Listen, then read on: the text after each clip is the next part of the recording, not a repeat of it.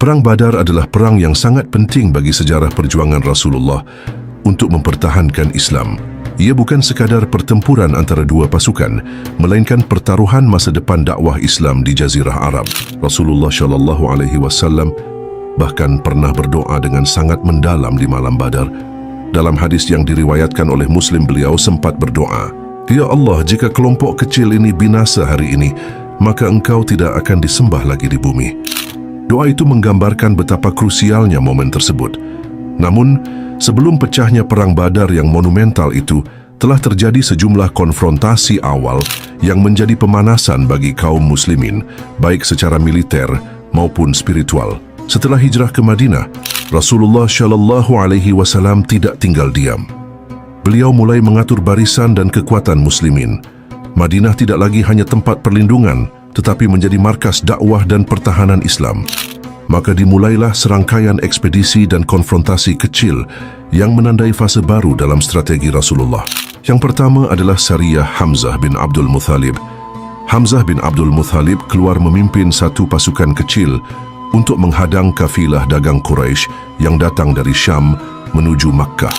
Dalam kafilah itu terdapat Abu Jahal yang memimpin sekitar 300 orang. Mereka mencapai daerah Esaif al-Bahr, yaitu tepian laut dari arah Al-Is, dan di sanalah kedua kelompok bertemu. Masing-masing bersiap dan berbaris untuk saling berhadapan, tanda pertempuran bisa saja terjadi. Namun di tengah ketegangan itu, datanglah Majdi bin Amr al-Juhani, seorang yang dikenal sebagai sekutu bagi kedua pihak. Ia mendatangi kelompok Hamzah, lalu berpindah ke kelompok Abu Jahal, berbicara kepada mereka berdua secara bergantian.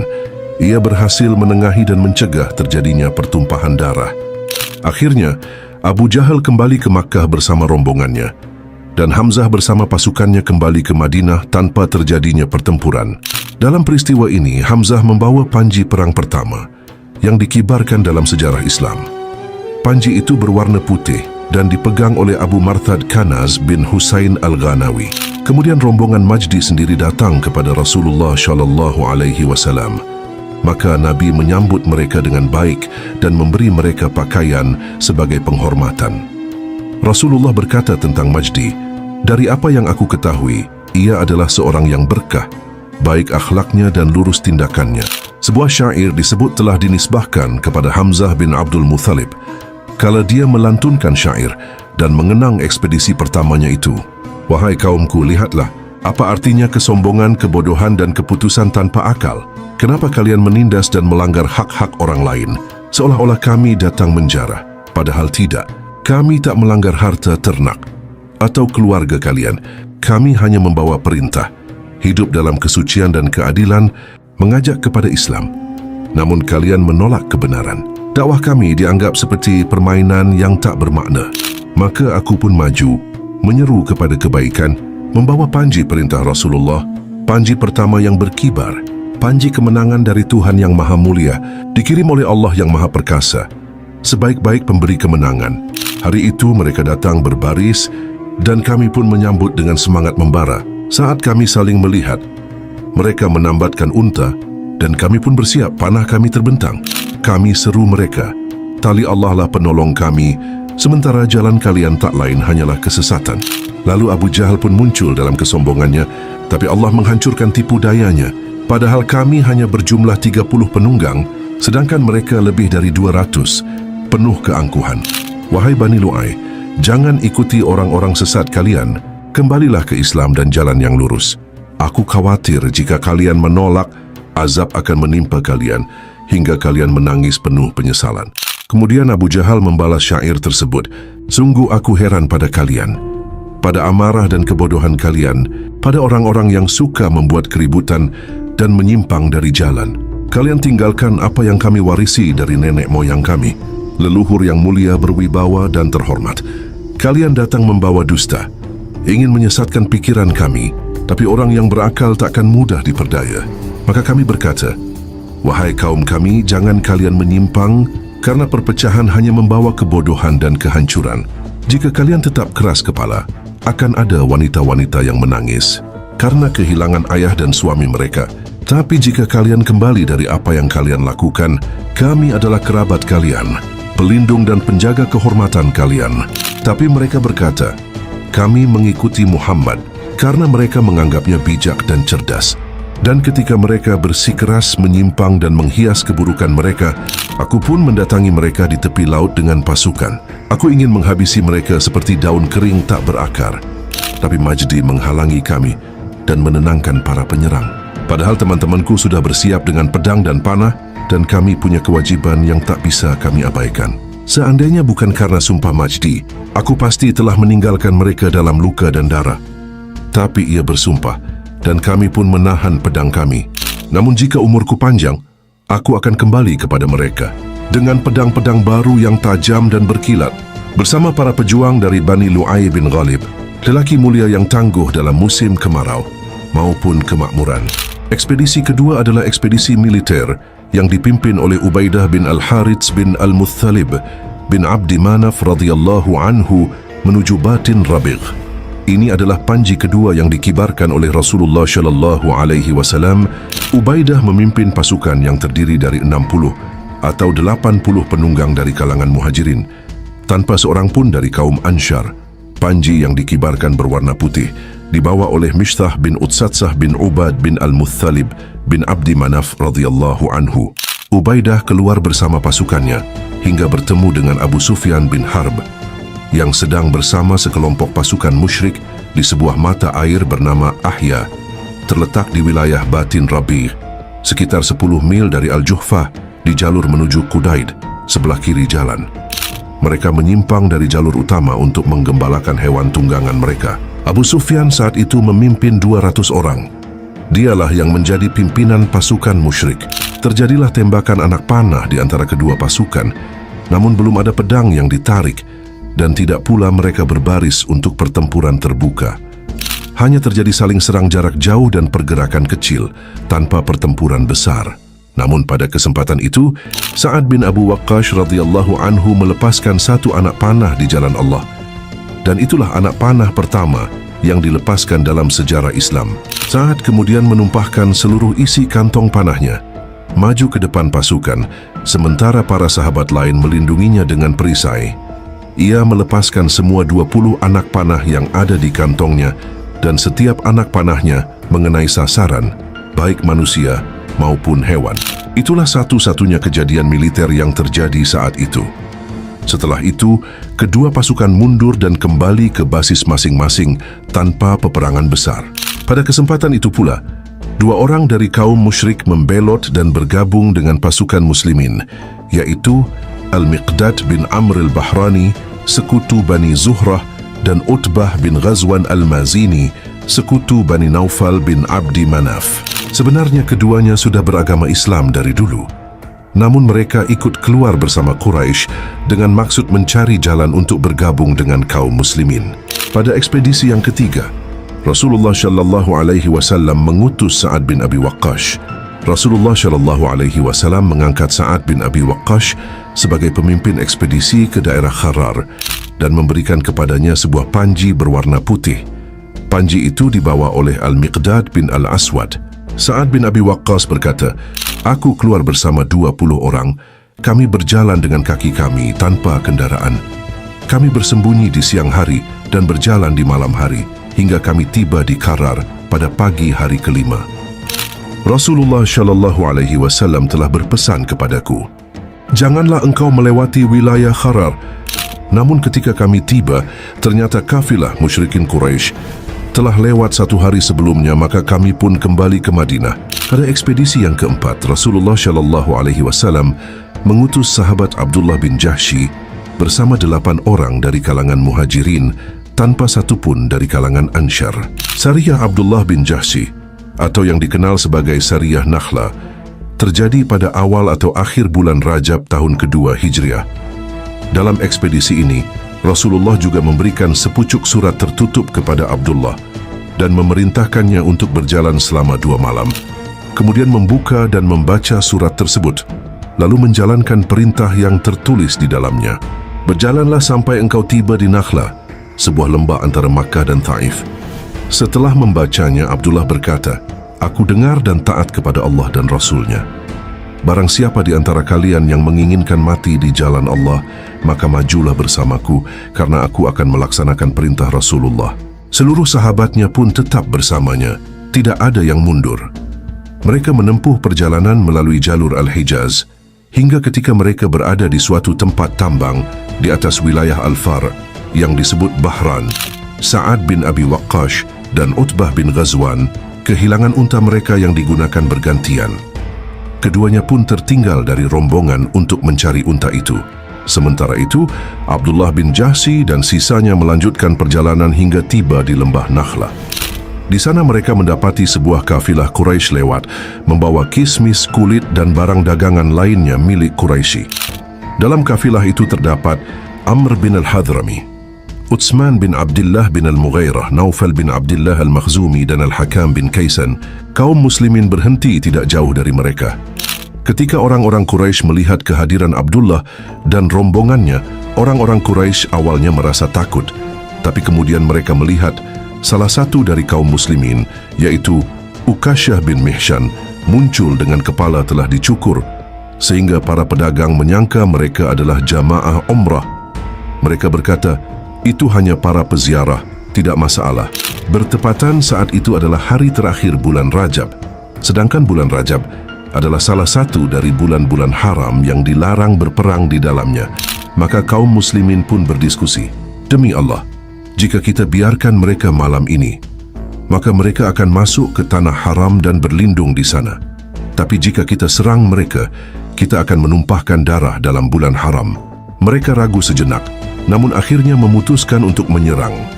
Maka Waqid bin Abdullah At-Tamimi melepaskan anak panah dan membunuh Amr bin al-Hadrami. Mereka juga berhasil menawan Utsman bin Abdullah dan Al-Hakam bin Kaisan, sementara Naufal bin Abdullah berhasil melarikan diri.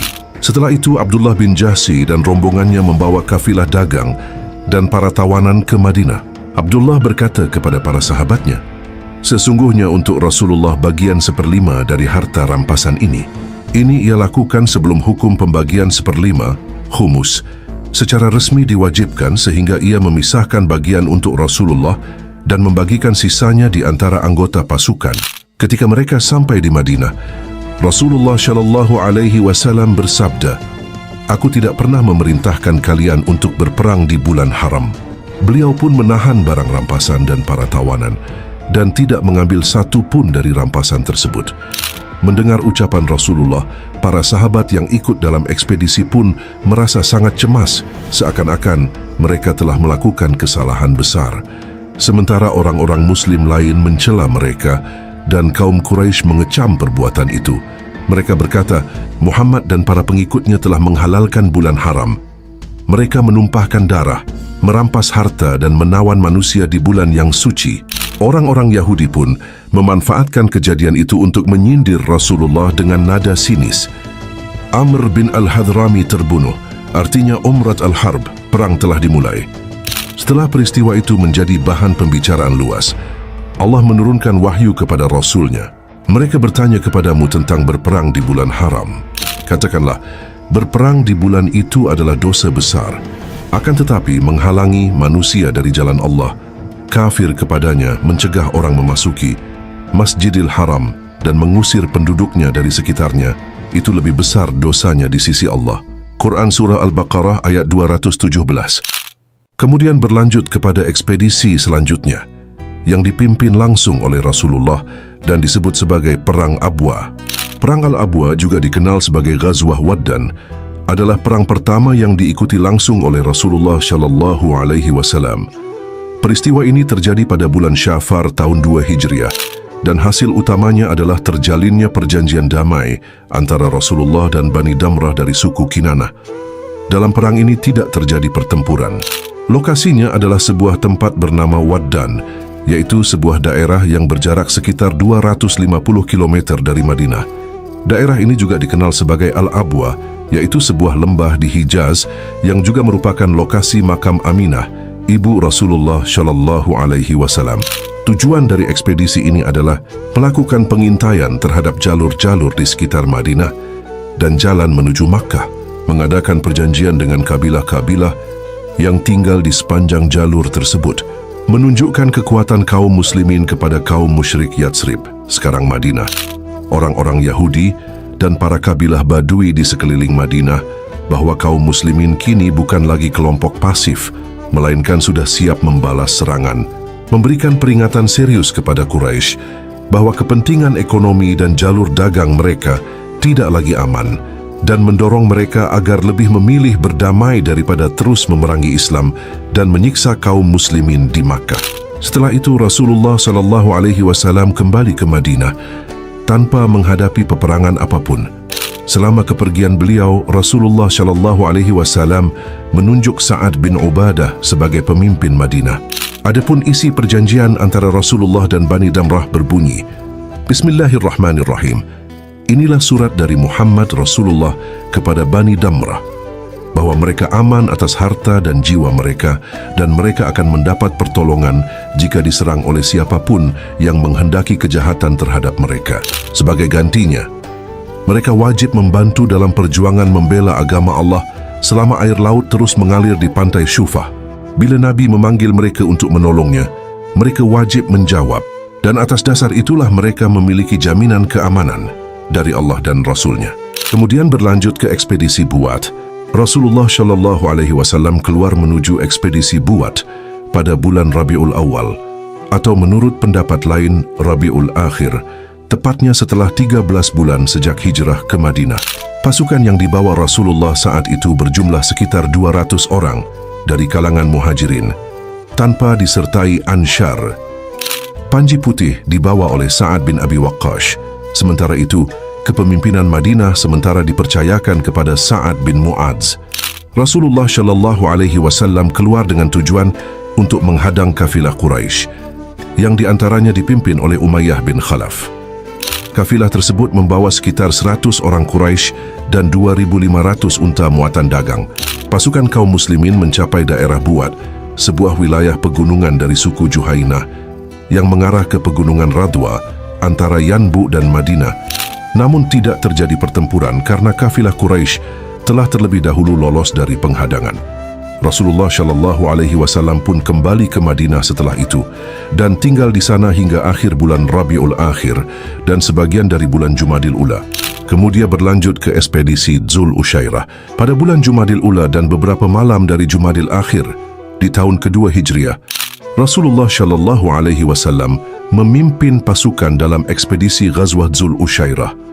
Tujuan utama perjalanan ini adalah mengejar kafilah dagang Quraisy yang sedang menuju Syam. Sebelum keberangkatan, beliau menunjuk Abu Salamah bin Abdul Asad al-Makhzumi sebagai pemimpin sementara Madinah dan menyerahkan panji putih kepada Hamzah bin Abdul Muttalib. Jumlah pasukan yang menyertai beliau sekitar 150 orang, semuanya dari kalangan Muhajirin.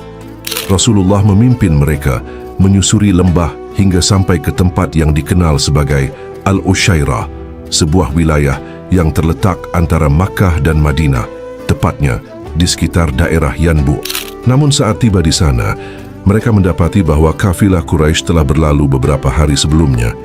Kafilah inilah yang kelak menjadi pemicu meletusnya Perang Badar Kubra. Dalam ekspedisi ini, Rasulullah SAW menjalin perjanjian damai dengan Bani Mudlij dan para sekutu mereka dari Bani Damrah. Kesepakatan ini mengatur bahwa mereka tidak akan memusuhi Islam, dan bila Rasulullah mengajak mereka untuk berjihad, maka mereka akan menyambutnya. Ini menjadi keuntungan besar secara politik dan militer bagi umat Islam yang masih baru tumbuh di Madinah. Bismillahirrahmanirrahim. Ini adalah kitab dari Muhammad Rasulullah untuk Bani Damrah, bahwa mereka aman atas harta dan jiwa mereka, bahwa mereka mendapatkan pertolongan bila diserang, bahwa mereka tidak akan memerangi agama Allah selama air laut tetap membasahi pantainya, dan jika Nabi memanggil mereka untuk berjihad, mereka akan menyambutnya. Atas perjanjian ini mereka berada dalam lindungan Allah dan Rasulnya. Sebagian ulama seperti Az-Zarqani menyebutkan bahwa perjanjian ini adalah kelanjutan dari perjanjian sebelumnya di Waddan. Kemungkinan para sekutu Bani Mudlij belum termasuk dalam perjanjian awal, sehingga Rasulullah memperluasnya di sini. Dalam ekspedisi ini pula Rasulullah SAW memberikan julukan terkenal Abu Turab kepada Ali bin Abi Thalib. Kisahnya diriwayatkan dari Ammar bin Yasir yang berkata, Aku dan Ali bin Abi Thalib adalah rekan dalam Ghazwah Dzul Ushairah. Saat kami tiba di tempat itu dan Rasulullah tinggal beberapa hari, kami melihat sekelompok dari Bani Mudlij sedang bekerja di kebun dan mata air mereka. Ali berkata kepadaku, "Wahai Abu Yaqzan, julukan Ammar, maukah engkau pergi melihat bagaimana mereka bekerja?" Aku menjawab, "Tentu." Maka kami pun pergi dan memperhatikan mereka, lalu rasa kantuk pun menyelimuti kami. Kami pun tidur di bawah pohon kurma kecil di atas tanah berdebu. Demi Allah, tidak ada yang membangunkan kami kecuali Rasulullah Shallallahu Alaihi Wasallam yang menyentuh kami dengan kakinya. Tubuh kami berdebu karena tidur di tanah. Maka beliau pun berkata kepada Ali, "Apa yang terjadi padamu, wahai Abu Turab, karena melihat tubuhnya berdebu?" Dalam versi lain disebutkan bahwa julukan itu berkaitan dengan momen saat Ali berselisih kecil dengan Fathimah dan pergi ke masjid. Di sana ia tidur di tanah dan Rasulullah datang melihat tubuh Ali penuh debu lalu berkata, "Bangunlah wahai Abu Turab." Julukan ini menjadi salah satu bentuk kasih sayang beliau kepada menantunya itu. Ibnu Ishaq berkata, suatu hari Rasulullah Shallallahu Alaihi Wasallam mendengar kabar bahwa Abu Sufyan bin Harb baru saja kembali dari Syam. Ia memimpin kafilah dagang Quraisy yang membawa harta kekayaan dan barang dagangan milik banyak tokoh Quraisy. Jumlah mereka sekitar 30-40 orang. Di antaranya ada Makhramah bin Naufal dan Amr bin Al-Ash. Ketika Rasulullah Shallallahu Alaihi Wasallam mendengar berita tentang kafilah itu, beliau segera berseru kepada kaum muslimin, "Inilah kafilah Quraisy. Di dalamnya tersimpan harta kalian yang pernah dirampas dari kalian. Berangkatlah kalian, semoga Allah menjadikan harta itu milik kalian." Tanpa ragu, sebagian kaum muslimin segera menyambut seruan beliau dan merasa ringan untuk berangkat. Namun sebagian lain masih ragu dan berat hati karena mereka tidak menyangka bahwa perjalanan ini akan berujung pada peperangan. Sementara itu, Abu Sufyan yang semakin mendekati wilayah Hijaz merasa khawatir. Ia mulai bertanya-tanya kepada para musafir yang ia temui di perjalanan, "Apakah kalian telah melihat jejak pasukan muslimin selama kalian melewati tempat ini dan itu?" Ia takut ada serangan mendadak. Kekhawatirannya terbukti. Seorang musafir menyampaikan kepadanya, "Sesungguhnya Muhammad telah mengutus para sahabatnya untuk menyerangmu dan kafilah yang kau pimpin." Mendengar itu, Abu Sufyan langsung siaga. Ia menyewa Damdam bin Amr al-Ghifari dan mengirimnya ke Makkah. Tugasnya jelas, beritahu orang-orang Quraisy untuk menyelamatkan harta mereka karena Muhammad telah menghadang mereka bersama para sahabatnya. Damdam pun melesat ke Makkah. 3 malam sebelum Damdam bin Amr al-Ghifari tiba di Makkah, Atikah binti Abdul Muthalib, bibi Nabi, mengalami sebuah mimpi yang sangat mengerikan. Ia begitu gelisah hingga esok harinya ia mendatangi saudaranya Al-Abbas bin Abdul Muthalib dan berkata, "Saudaraku, demi Allah, semalam aku melihat mimpi yang sangat mengganggu hatiku. Aku khawatir akan terjadi keburukan menimpa kaum kita. Tapi tolong, rahasiakan apa yang akan aku ceritakan." Al-Abbas menatapnya dan bertanya pelan, "Mimpi seperti apa yang kau lihat, Atikah?" Atikah pun menjawab dengan wajah serius, "Dalam mimpi itu aku melihat seorang musafir datang dari kejauhan, menaiki seekor unta. Ia berdiri di sebuah lembah luas, lalu ia berteriak dengan suara keras yang menggelegar, 'Wahai orang-orang Ghudar, berangkatlah kalian ke ladang kematian kalian dalam waktu 3 hari.' Angin mimpi membawa suara yang tajam, menebas malam, merobek sunyi yang kelam. Aku melihat orang-orang berkumpul mengelilinginya. Ia masuk ke masjid, lalu naik di atas untanya, berdiri menghadap Ka'bah dan mengulang lagi teriakannya, 'Wahai orang-orang Ghudar, berangkatlah kalian ke ladang kematian kalian dalam waktu 3 hari.' Setelah itu, katanya, musafir itu naik ke atas gunung Abu Kubais. Ia sekali lagi menyerukan hal yang sama dengan suara lantang. Lalu ia mengangkat sebuah batu besar dan melemparkannya dari atas gunung.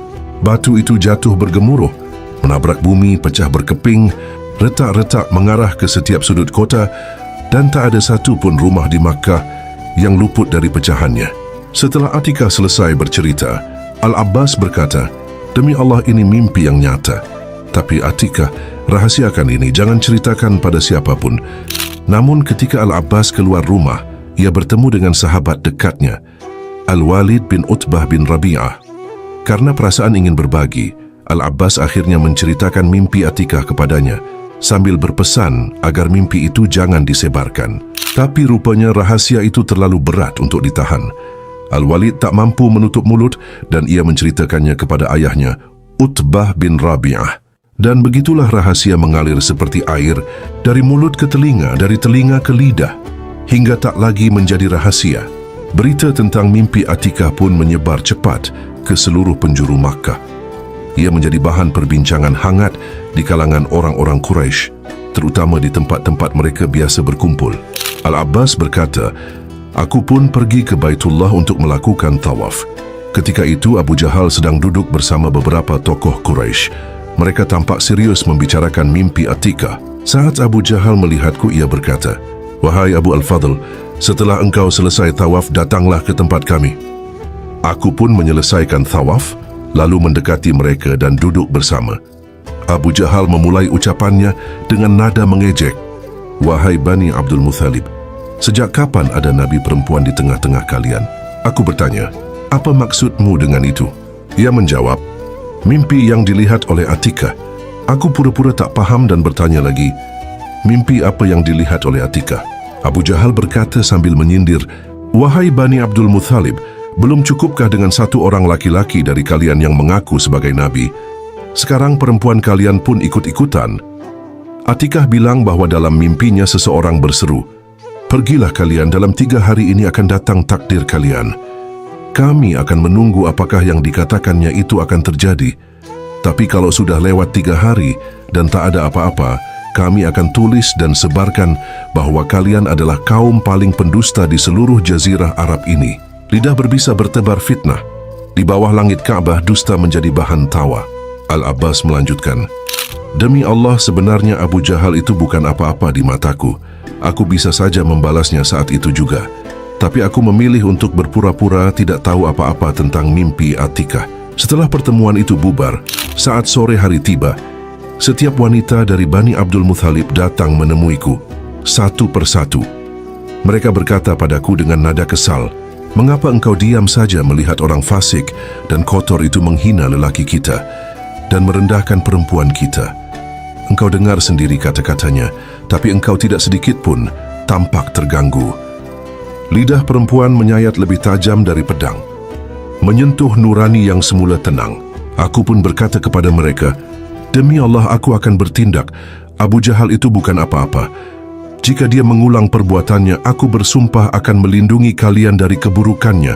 Aku tidak akan tinggal diam.'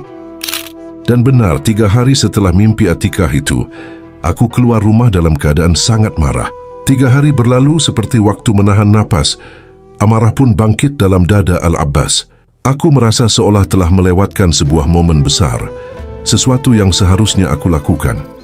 Dengan hati masih menyala oleh kemarahan, aku masuk ke dalam masjid dan melihat Abu Jahal sedang berada di sana. Demi Allah, aku langsung berjalan ke arahnya, berniat untuk menegurnya, agar ucapannya tidak semakin menjadi, dan kalau bisa, aku bungkam dia saat itu juga. Abu Jahal memang dikenal ringan lidah, wajahnya keras dan sorot matanya tajam seperti sembilu. Tapi tiba-tiba, ia malah buru-buru keluar dari masjid, menuju pintu. Dalam hatiku aku berkata, ada apa dengan orang yang dikutuk Allah ini? Apakah dia takut padaku? Takut aku akan menegurnya habis-habisan? Ternyata bukan itu alasannya. Abu Jahal mendengar sesuatu yang belum aku dengar. Suara Damdam bin Amr al-Ghifari dari tengah lembah. Ia berdiri di atas untanya yang hidungnya telah dipotong. Pelananya ia balikkan dan bajunya telah ia robek-robek. Dengan suara keras, Damdam berseru, "Hai orang-orang Quraisy, unta-unta dan harta benda kalian yang dibawa Abu Sufyan sedang dihadang oleh Muhammad dan para sahabatnya. Aku tidak yakin kalian bisa menyelamatkannya. Segeralah bantu mereka. Selamatkan kafilah itu." Al-Abbas berkata, "Aku langsung mengalihkan perhatianku pada kabar dari Damdam, bahkan tak lagi peduli dengan Abu Jahal. Begitu pula Abu Jahal, ia pun larut dalam kabar itu, tak lagi menoleh ke arahku." Orang-orang Quraisy pun segera panik dan bersiap-siap. Mereka berkata dengan penuh semangat, apakah Muhammad dan sahabat-sahabatnya mengira bahwa mereka akan berhasil menghadang kafilah dagang Abu Sufyan seperti mereka menghadang kafilah Ibnu Al-Hadrami sebelumnya? Tidak mungkin. Demi Allah, mereka akan tahu kafilah dagang Abu Sufyan tidak akan bernasib sama dengan yang itu. Kata-kata itu menyebar cepat dan semangat mereka berkobar. Orang-orang Quraisy pun segera terbagi dua. Ada yang keluar sendiri membawa senjata untuk menghadapi Muhammad dan para sahabatnya, dan ada pula yang hanya mengutus wakil sebagai gantinya. Tapi satu hal yang mereka sepakati bersama, mereka akan berperang. Semangat mulai membara di dada mereka. Panji dikibarkan, dendam dipacu. Langit Makkah mulai mendung oleh tekad dan bara. Dan Badar pun mulai menanti di kejauhan. Dari semua tokoh besar Quraisy, hampir tak ada yang absen. Hanya satu yang tidak ikut, Abu Lahab bin Abdul Muthalib. Ia memilih tinggal di Makkah, dan sebagai gantinya, ia mengutus Al-Ashi bin Hisham bin Al-Mughirah. Pada awalnya, Al-Ashi tidak berniat ikut serta dalam perang. Ia sedang terlilit utang sebesar 4.000 dirham kepada Abu Lahab. Setelah usahanya bangkrut dan dagangannya hancur, ia pun tak punya pilihan. Abu Lahab lalu mengontraknya untuk menggantikan dirinya dengan nilai sebesar utang tersebut. Maka berangkatlah Al-Ashi ke medan perang. Umayyah bin Khalaf semula enggan ikut juga. Ia sudah tua, dihormati, bertubuh gemuk dan berat. Ia merasa lebih cocok tinggal di Makkah daripada berangkat ke medan Badar. Saat itu ia sedang duduk bersama kaumnya di masjid. Tiba-tiba datanglah Uqbah bin Abi Mu'aith. Ia membawa sebuah anglo, tempat pembakar kemenyan dan dupa. Tanpa banyak kata, Uqbah meletakkan anglo itu tepat di hadapan Umayyah, lalu menyindir dengan nada tajam, "Wahai Abu Ali, hiasilah dirimu dengan dupa ini. Engkau tampaknya lebih cocok sebagai perempuan." Umayyah yang merasa terhina menjawab geram, "Semoga Allah memburukkanmu dan memburukkan apa yang kau bawa." Tersinggung berat, Umayyah pun segera bersiap dan memutuskan ikut berangkat bersama pasukan lainnya. Sementara itu, ketika persiapan perang Quraisy hampir rampung, tiba-tiba ingatan mereka melayang jauh. Terlintas di benak mereka tentang perang lama yang pernah terjadi antara Quraisy dan Bani Bakr bin Abdu Manat bin Kinanah. Mereka berkata, "Kita khawatir orang-orang Bani Bakr akan menyerang kita dari belakang." Awal permusuhan antara orang-orang Quraisy dan Bani Bakr terjadi ketika seorang pemuda dari Bani Ma'ish bin Amir bin Luwai keluar ke daerah Dajnan untuk mencari untanya yang hilang. Anak Hafsh itu masih muda. Rambutnya diikat rapi, wajahnya bersih dan tampan, serta mengenakan perhiasan. Saat ia berjalan, ia melewati Amir bin Yazid bin Amir al-Mulawwah, seorang pemimpin dari Bani Ya'mur bin Auf yang juga sedang berada di Dajnan. Melihat pemuda itu, Amir terkesima. Ia lalu mendekat dan bertanya, "Siapa engkau, wahai anak muda?" Anak Hafsh menjawab, "Aku anak Hafsh bin al-Akhyaf al-Qurashi." Begitu pemuda itu berbalik, Amir berkata kepada kaumnya, "Wahai Bani Bakr, apakah kalian masih punya utang darah pada Quraisy?" Mereka menjawab, "Ya, kami punya utang darah." Amir berkata, "Kalau begitu, siapa saja di antara kalian yang membunuh pemuda ini, berarti ia telah menunaikan utang darahnya." Salah seorang dari Bani Bakr pun maju dan langsung membunuh anak Hafsh sebagai bentuk balas dendam. Berita itu menyebar cepat dan membuat orang-orang Quraisy geger. Mereka ramai membicarakan peristiwa tersebut. Amir bin Yazid berkata, "Wahai Quraisy, kalian punya utang darah kepada kami. Jika kalian ingin menagih darah anak Hafsh, maka lunasilah lebih dulu utang kalian pada kami. Tapi jika kalian memilih untuk menganggap ini selesai, maka satu darah dibalas satu darah, dan anggaplah semua telah lunas." Orang-orang Quraisy berkata, "Benar, satu darah dibalas satu darah." Maka mereka tidak menuntut apapun atas kematian anak Hafsh. Tapi dendam, seperti api dalam sekam, tidak mati, hanya menunggu angin kecil. Beberapa waktu kemudian, saudara korban, Makras bin Hafsh, sedang berjalan di Mar ad-Dahran. Di sana ia melihat Amir bin Yazid sedang menunggang unta. Tanpa ragu, Makras mendekatinya dan menurunkan untanya. Saat itu juga Amir menghunus pedangnya, tapi Makras lebih cepat. Ia menebas Amir dengan pedangnya, hingga Amir tewas di tempat. Makras lalu merobek perut Amir, membawanya ke Makkah, dan menggantungkan tubuhnya semalam penuh pada kain Ka'bah. Keesokan harinya, orang-orang Quraisy melihat tubuh itu dan mengenali pedang Amir bin Yazid. Mereka berkata, "Ini pasti pedang Amir. Ia telah dibunuh oleh Makras bin Hafsh." Demikianlah yang terjadi antara Quraisy dan Bani Bakr, rangkaian balas dendam yang tak berkesudahan. Makraz bin Hafsh mengekspresikan pembunuhannya terhadap Amir bin Yazid lewat untaian syair. Kala kulihat bahwa dia adalah Amir, aku teringat akan luka menganga pada tubuh saudaraku. Aku berkata dalam hati, itu dia Amir. Jangan gentar, lihatlah hanya ia dan tunggangannya saja. Aku yakin pedangku sanggup menjatuhkannya. Dan aku pun mendekatinya tanpa gentar. Ku kuatkan dadaku menghadapi lelaki perkasa, si penghujam pedang yang kenyang pengalaman. Saat bayangan perang mulai menggantung, aku tak menunjukkan diri sebagai anak dari orang-orang bodoh. Kupanahkan dendamku, tak kulupakan luka itu. Sebab jika orang lalai pada darah yang tumpah, maka hilanglah kehormatan dan harga dirinya. Ibnu Ishaq berkata, saat orang-orang Quraisy benar-benar bersiap untuk perang, bayangan konflik lama dengan Bani Bakr kembali membayangi. Kecurigaan bahwa Bani Bakr bisa saja menyerang dari belakang hampir membuat mereka mengurungkan niat. Namun muncullah iblis dalam rupa manusia. Ia menjelma sebagai Suraqah bin Malik bin Ju'shum al-Mudliji, salah satu tokoh terkemuka dari Bani Kinanah. Ia berkata kepada kaum Quraisy, aku menjamin bahwa orang-orang Kinanah tidak akan menusuk kalian dari belakang. Takkan ada yang membuat kalian tidak nyaman dari arah itu. Maka dengan keyakinan penuh, kaum Quraisy pun segera berangkat menuju perang. Sementara itu, Ibnu Ishaq menyampaikan bahwa Rasulullah Shallallahu Alaihi Wasallam keluar dari Madinah bersama para sahabatnya setelah beberapa hari berlalu dari bulan Ramadan. Ibnu Hisham menambahkan bahwa beliau keluar pada hari Senin, tanggal 8 Ramadan. Beliau mengangkat Amr bin Ummu Maktum sebagai imam salat di Madinah selama kepergian beliau. Kemudian Rasulullah memanggil kembali Abu Lubabah dari Ar-Rawhah dan mengangkatnya sebagai pemimpin sementara di Madinah. Ibnu Ishaq menyebutkan bahwa Rasulullah menyerahkan panji perang kepada Musy'ab bin Umair bin Hashim bin Abdu Manaf bin Abdud Dar. Ibnu Hisham mencatat bahwa panji yang diserahkan itu berwarna putih. Di depan pasukan, Rasulullah memiliki 2 panji berwarna hitam. Salah satunya dibawa oleh Ali bin Abu Thalib. Panji itu bernama Al-Uqab. Satu lagi dibawa oleh salah seorang dari kalangan Ansyar. Bendera-bendera pun berkibar. Barisan pasukan dibentuk. Langit Madinah menyimpan rahasia perjalanan besar itu. Dan sejarah bersiap menorehkan kisah yang takkan pernah pudar. Saat itu jumlah unta yang dimiliki para sahabat Rasulullah Shallallahu Alaihi Wasallam hanya 70 ekor. Mereka menungganginya secara bergantian, saling berbagi dalam perjalanan panjang. Rasulullah Shallallahu Alaihi Wasallam sendiri bergantian menaiki satu unta bersama Ali bin Abu Thalib dan Martsad bin Abu Martsad al-Ghanawi.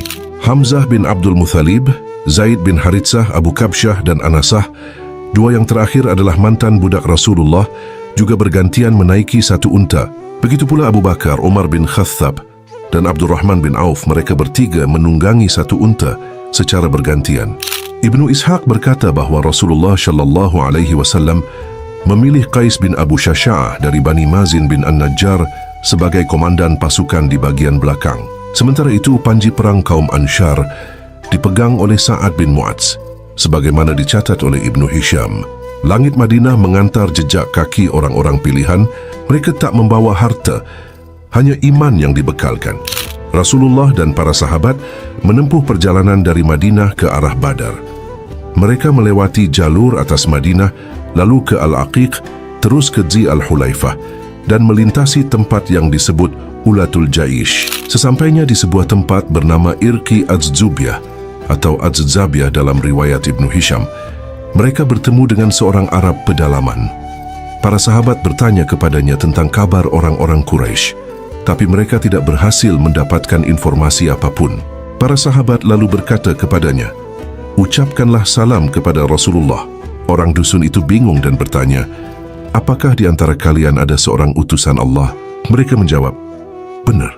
Lalu orang itu pun menyapa Rasulullah Shallallahu Alaihi Wasallam dan berkata, jika engkau memang utusan Allah, maka katakanlah padaku apa yang ada di dalam perut untaku ini. Sebelum Rasulullah menjawab, Salamah bin Waqasi berkata, jangan bertanya seperti itu kepada Rasulullah. Berpalinglah padaku, aku akan jawab. Engkau telah menggauli untamu dan di perutnya kini ada anak unta hasil hubunganmu dengannya." Rasulullah segera bersabda, "Cukup, jangan kau katakan hal yang kotor seperti itu." Kemudian beliau meninggalkan Salamah dan berjalan pergi. Setelah itu Rasulullah berhenti di Sajsaj, sebuah sumur di daerah Ar-Rauha. Beliau beristirahat sejenak lalu melanjutkan perjalanan lagi. Ketika sampai di Al-Munsyarif, Rasulullah Shallallahu Alaihi Wasallam tidak mengambil jalur kiri menuju Makkah. Beliau memilih jalur kanan melewati An-Naziyah dengan tujuan langsung menuju Badar. Ketika mendekati Asy-Syafra', beliau mengutus dua sahabat, Basbas bin Al-Juhani dari sekutu Bani Sa'idah dan Adi bin Abu Az-Zaghba Al-Juhani dari sekutu Bani An-Najjar untuk pergi ke arah Badar mencari kabar tentang Abu Sufyan bin Harb dan rombongannya. Di tengah perjalanan, Rasulullah Shallallahu Alaihi Wasallam mendapatkan kabar bahwa orang-orang Quraisy telah berangkat untuk melindungi kafilah dagang mereka. Maka beliau segera mengumpulkan para sahabat dan meminta pendapat mereka tentang langkah selanjutnya. Abu Bakar berdiri dan menyampaikan pendapatnya dengan penuh kebijaksanaan. Disusul oleh Umar bin Khattab yang juga berbicara dengan baik. Kemudian Al-Miqdad bin Amr berdiri dan berkata, "Wahai Rasulullah, lanjutkanlah perjalanan sesuai yang Allah tunjukkan kepadamu. Kami pasti akan bersamamu. Demi Allah, kami tidak akan mengatakan kepadamu seperti apa yang pernah dikatakan oleh Bani Israel kepada Nabi Musa. Pergilah engkau bersama Tuhanmu, lalu berperanglah kalian berdua. Sesungguhnya kami hanya duduk di sini saja." Quran Surah Al-Ma'idah ayat 24. "Namun kami katakan padamu, pergilah engkau bersama Tuhanmu, dan kami akan ikut berperang bersamamu. Demi Zat yang mengutusmu dengan kebenaran, jika engkau membawa kami sampai ke Barki Al-Ghimad, sebuah tempat jauh di Yaman, kami akan tetap bersamamu dan bersabar sampai engkau tiba di sana." Rasulullah pun tersenyum mendengar kata-kata Al-Miqdad. Beliau menyambutnya dengan penuh kebaikan dan mendoakan agar Allah memberi keberkahan untuknya. Rasulullah Shallallahu Alaihi Wasallam kemudian bersabda, "Wahai manusia, sampaikanlah pendapat kalian kepadaku." Yang dimaksud dengan manusia dalam ucapan beliau itu adalah kaum Ansyar, sebab merekalah yang saat berbayat kepada beliau di Al-Aqabah pernah berkata, "Wahai Rasulullah, kami tidak bertanggung jawab atas keselamatanmu sampai engkau tiba di negeri kami. Tapi jika engkau telah sampai di negeri kami, engkau berada dalam perlindungan kami. Kami akan menjagamu sebagaimana kami menjaga anak-anak dan perempuan kami." Rasulullah Shallallahu Alaihi Wasallam khawatir bahwa kaum Ansyar mengira bantuan mereka hanya berlaku bila musuh datang menyerang Madinah. Beliau takut mereka tidak akan ikut berperang jika musuh berada di luar Madinah. Ketika Rasulullah selesai berbicara, Sa'ad bin Mu'adz bertanya, "Wahai Rasulullah, apakah engkau menginginkan kami yang berbicara?" Beliau menjawab, "Benar." Maka Sa'ad berkata, "Kami telah beriman kepadamu, membenarkanmu, dan bersaksi bahwa apa yang engkau bawa adalah kebenaran. Kami telah berjanji untuk mendengar dan taat. Wahai Rasulullah, lakukanlah apa yang engkau kehendaki, kami akan selalu bersamamu. Demi Zat yang mengutusmu dengan kebenaran, jika engkau menyuruh kami menyelami lautan, lalu engkau sendiri menyelam, maka kami pun akan menyelam bersamamu. Tak seorang pun di antara kami yang akan mundur. Semoga Allah memperlihatkan dari kami hal-hal yang menyenangkan hatimu. Berangkatlah bersama kami dengan keberkahan dari Allah." Mendengar ucapan itu, Rasulullah Shallallahu Alaihi Wasallam sangat gembira dan semangat beliau pun bertambah. Beliau bersabda, "Berangkatlah dan bergembiralah kalian. Sungguh Allah telah menjanjikan kepadaku dua kelompok. Demi Allah, seolah-olah aku bisa melihat tempat kematian mereka." Setelah itu Rasulullah berangkat dari Zafiran, melewati bukit bernama Al-Ashafir, lalu turun ke daerah Ad-Dabbah. Beliau membiarkan bukit Al-Hannan di sebelah kanan, yaitu sebuah bukit berpasir yang besar. Kemudian beliau berhenti di dekat Badar, lalu meneruskan perjalanan bersama seorang sahabat. Rasulullah berjalan hingga bertemu dengan seorang tua dari kalangan Arab, sebagaimana diceritakan oleh Muhammad bin Yahya bin Habban. Rasulullah menanyai orang tua itu tentang kaum Quraisy, tentang dirinya dan para sahabatnya, serta kabar lain yang mungkin ia ketahui. Namun orang tua itu menjawab, "Aku tidak akan memberi kabar kepada kalian berdua, kecuali kalian memberitahu siapa kalian sebenarnya." Rasulullah menjawab, Jika engkau memberitahukan kepada kami siapa dirimu, maka kami pun akan mengatakan siapa kami." Orang tua itu menimpali, "Apakah ini balasan yang setimpal?" Rasulullah menjawab, "Ya." Orang tua itu pun berkata, "Telah sampai kepadaku kabar bahwa Muhammad dan para sahabatnya berangkat pada hari ini dan itu. Jika benar, berarti hari ini mereka berada di tempat ini dan itu." Maksudnya tempat di mana Rasulullah berada saat itu. "Dan telah sampai pula kabar bahwa kaum Quraisy berangkat pada hari ini dan itu. Jika benar, maka mereka berada di tempat ini dan itu, yakni tempat di mana kaum Quraisy saat itu berada." Lalu orang tua itu bertanya, "Kalian ini berasal dari mana?" Rasulullah menjawab, "Kami berasal dari air." Maka Rasulullah pun pergi meninggalkan orang tua itu yang masih bertanya-tanya dalam hati, air yang mana maksud mereka? Apakah air di Irak? Ibnu Hisham menyebutkan bahwa orang tua Arab itu adalah Sufyan ad-Damari. Setelah itu Rasulullah kembali kepada para sahabatnya. Pada sore hari, beliau mengutus Ali bin Abu Thalib, Zubair bin Awam, Sa'ad bin Abu Waqqash, dan beberapa sahabat lainnya untuk pergi ke sumber air di Badar guna mencari informasi. Menurut Yazid bin Ruman dari Urwah bin Zubair, mereka berhasil menangkap unta milik kaum Quraisy. Di atas unta itu ada 2 budak, yaitu Aslam milik Bani Al-Hajjaj dan Aridh Abu Yasar milik Bani Al-Ash bin Said. Para sahabat Rasulullah membawa keduanya dan mulai menggali informasi. Saat itu, sedangkan Rasulullah sedang berdiri melakukan salat, kedua budak itu menjawab, "Kami hanyalah petugas pengambil air dari kaum Quraisy. Kami dikirim untuk mengangkut air dari Badar." Para sahabat merasa jawaban itu tidak meyakinkan karena mereka menyangka kedua orang itu adalah milik Abu Sufyan. Maka mereka pun memukuli keduanya hingga akhirnya keduanya berkata, "Benar, kami milik Abu Sufyan." Setelah itu mereka dilepaskan. Ketika Rasulullah selesai salat, beliau berkata, "Saat mereka berkata jujur kepada kalian, kalian memukuli mereka. Tapi ketika mereka berdusta, kalian justru membiarkan mereka. Demi Allah, mereka telah berkata benar bahwa mereka adalah milik kaum Quraisy." Rasulullah lalu bertanya kepada mereka berdua, "Beritahu kami kabar tentang kaum Quraisy." Mereka menjawab, "Demi Allah, mereka berada di balik bukit pasir itu, tepatnya di tepi lembah yang jauh dari Madinah." Rasulullah bertanya, "Berapa jumlah mereka?" Mereka menjawab, "Yang banyak." Rasulullah bertanya lagi, "Apa saja persenjataan mereka?" Mereka menjawab, "Itu kami tidak tahu." Lalu Rasulullah bertanya, "Berapa ekor hewan yang mereka sembelih setiap hari?" Mereka menjawab, 9 atau kadang 10 ekor. Maka Rasulullah bersabda, "Kalau begitu jumlah mereka antara 900 hingga 1000 orang. Kemudian Rasulullah bertanya, "Siapa saja tokoh Quraisy yang ikut bersama mereka?" Mereka menjawab, Utbah bin Rabi'ah, Syaibah bin Rabi'ah, Abu Al-Bakhtari bin Hisham, Hakim bin Hizam, Naufal bin Khuwailid, Al-Harits bin Amir bin Naufal, Thuwaimah bin Adi bin Naufal, An-Nadhr bin Al-Harits, Zam'ah bin Al-Aswad, Abu Jahal bin Hisham, Umayyah bin Khalaf, Nubayh bin Al-Hajjaj, Munabbih bin Al-Hajjaj, Suhail bin Amr, dan Amr bin Abduwud.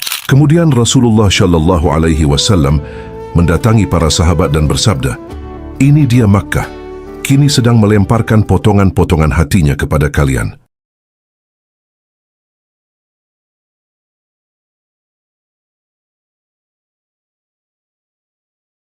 Ibnu Ishaq menceritakan bahwa Basbas bin Amr dan Adi bin Abu Az-Zaghba pergi hingga sampai di Badar. Di sana mereka menurunkan untanya di dekat sebuah anak bukit yang berada tidak jauh dari mata air. Mereka pun mengisi wadah air dari kulit dengan air. Saat itu, ada seorang lelaki bernama Majdi bin Amr yang sedang berada di dekat air tersebut. Tiba-tiba Adi dan Basbas mendengar suara 2 perempuan yang sedang berada di sana. Keduanya tengah menagih utang satu sama lain.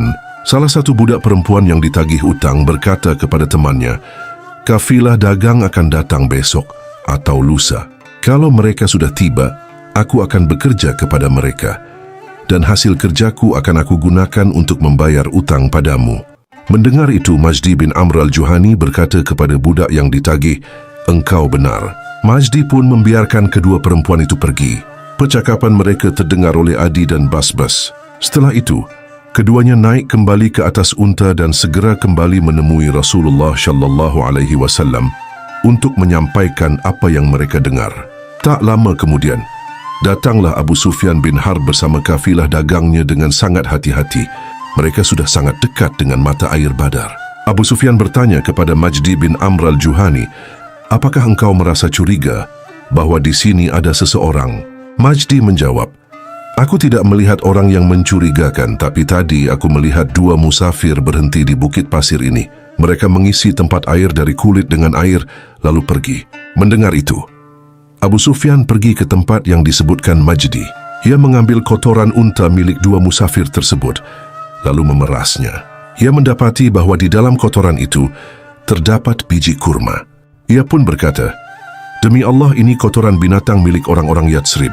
Abu Sufyan segera menemui sahabat-sahabatnya dan langsung mengubah arah perjalanannya.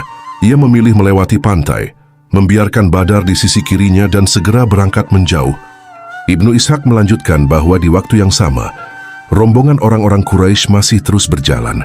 Ketika mereka sampai di Al-Juhfah, Juhaim bin Ash-Shalt bin Makhramah bin Abdul Muthalib bin Abdul Manaf bermimpi. Dalam mimpinya ia berada dalam kondisi antara tidur dan terjaga. Lalu ia melihat seseorang datang menunggang kuda sambil membawa seekor unta. Orang itu berhenti dan berkata, "Akan terbunuh Utbah bin Rabi'ah, Syaibah bin Rabi'ah, Al-Hakam bin Hisham, Umayyah bin Khalaf, si Fulan dan si Fulan," sambil menyebut nama-nama para pemuka Quraisy yang nantinya gugur di Perang Badar. Juhaim melihat orang itu memukul dada untanya, lalu melepaskannya ke arah kemah-kemah. Dan seluruh kemah terkena percikan darah dari unta itu. Ketika ia menceritakan mimpinya kepada Abu Jahal berkata, "Walah, ini nabi lain lagi dari Bani Abdul Muthalib. Besok kita akan tahu siapa sebenarnya yang akan terbunuh ketika kita sudah berhadapan." Ibnu Ishaq mengatakan bahwa setelah Abu Sufyan berhasil menyelamatkan diri bersama kafilah dagangnya, ia mengirim surat kepada orang-orang Quraisy. Isinya, "Kalian keluar dari Makkah untuk melindungi unta-unta orang-orang dan harta kekayaan kalian. Kini Allah telah menyelamatkan semuanya, karena itu kembalilah." Namun Abu Jahal berkata, "Demi Allah, kita tidak akan pulang sebelum sampai di Badar. Di sana adalah tempat berkumpulnya orang-orang Arab, dan ada pasar tahunan. Kita akan tinggal di sana selama 3 hari.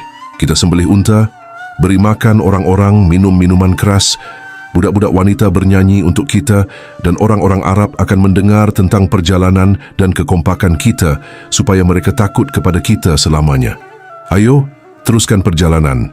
Sementara itu, Al-Akhnas bin Syariq bin Amr bin Wahb Ats-Saqafi, sekutu Bani Zuhrah, berkata kepada kaumnya ketika mereka berada di Al-Juhfah, "Wahai Bani Zuhrah, Allah telah menyelamatkan harta dan sahabat kalian, Makhramah bin Naufal. Kalian pergi untuk melindungi dia dan hartanya. Aku tidak peduli kalau dianggap pengecut, tapi pulanglah kalian. Kalian tidak boleh keluar tanpa sebab." Bukan seperti kata orang ini. Maksudnya adalah Abu Jahal. Maka Bani Zuhrah pun memutuskan kembali ke Makkah. Tak satu pun dari mereka ikut dalam Perang Badar, karena mereka taat kepada Al-Akhnas yang sangat mereka hormati.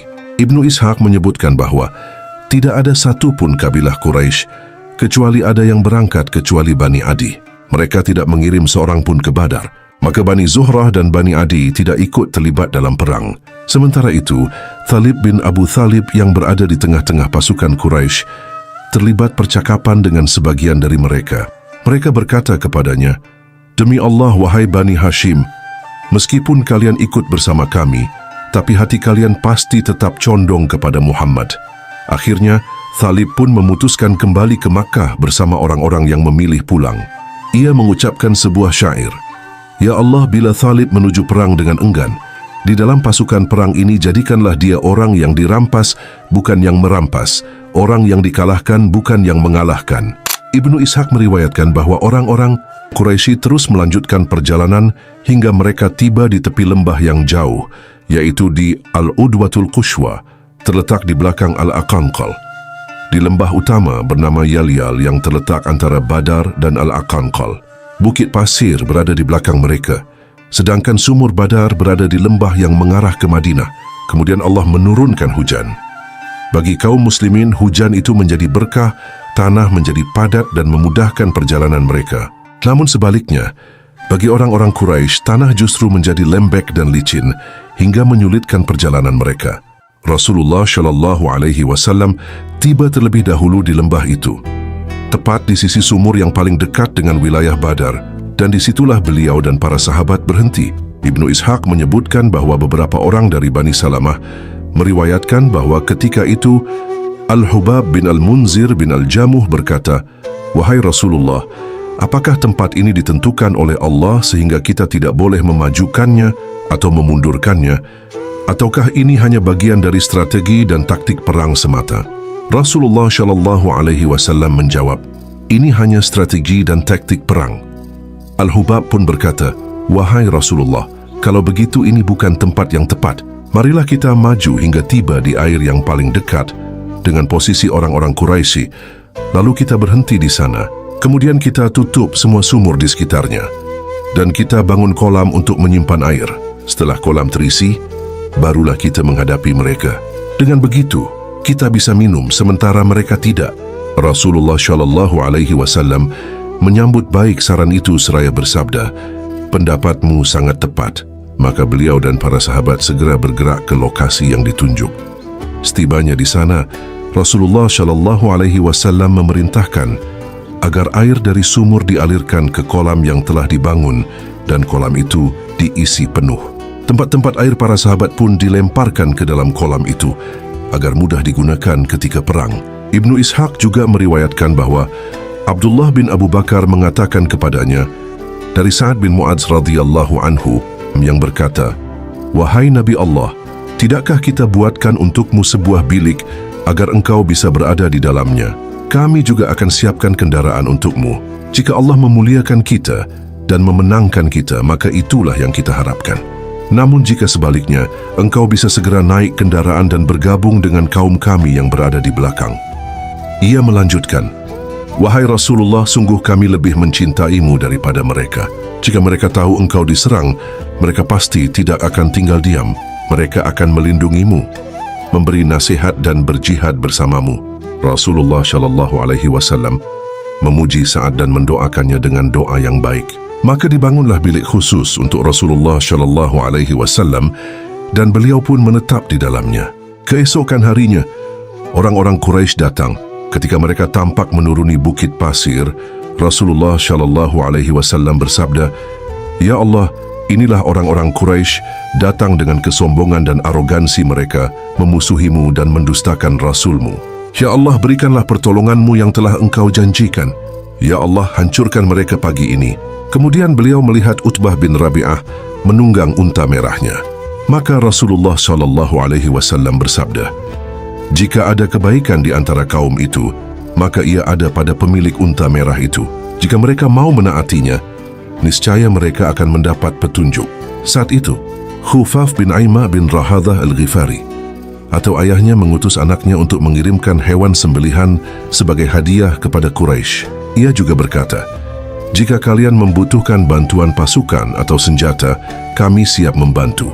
Namun orang-orang Quraisy menolak dan mengirim utusan kepada Khufaf seraya berkata, "Kau telah menyambung tali silaturahmi dan menunaikan kewajibanmu. Tapi jika kita benar-benar berperang melawan manusia, kita tidak gentar. Namun jika perang ini adalah melawan Allah, seperti yang dikatakan Muhammad, maka siapa yang mampu melawannya?" Saat orang-orang Quraisy berhenti, beberapa dari mereka, termasuk Hakim bin Hizam, mendatangi kolam yang dibangun Rasulullah Shallallahu Alaihi Wasallam. Melihat itu beliau bersabda, "Biarkan saja mereka.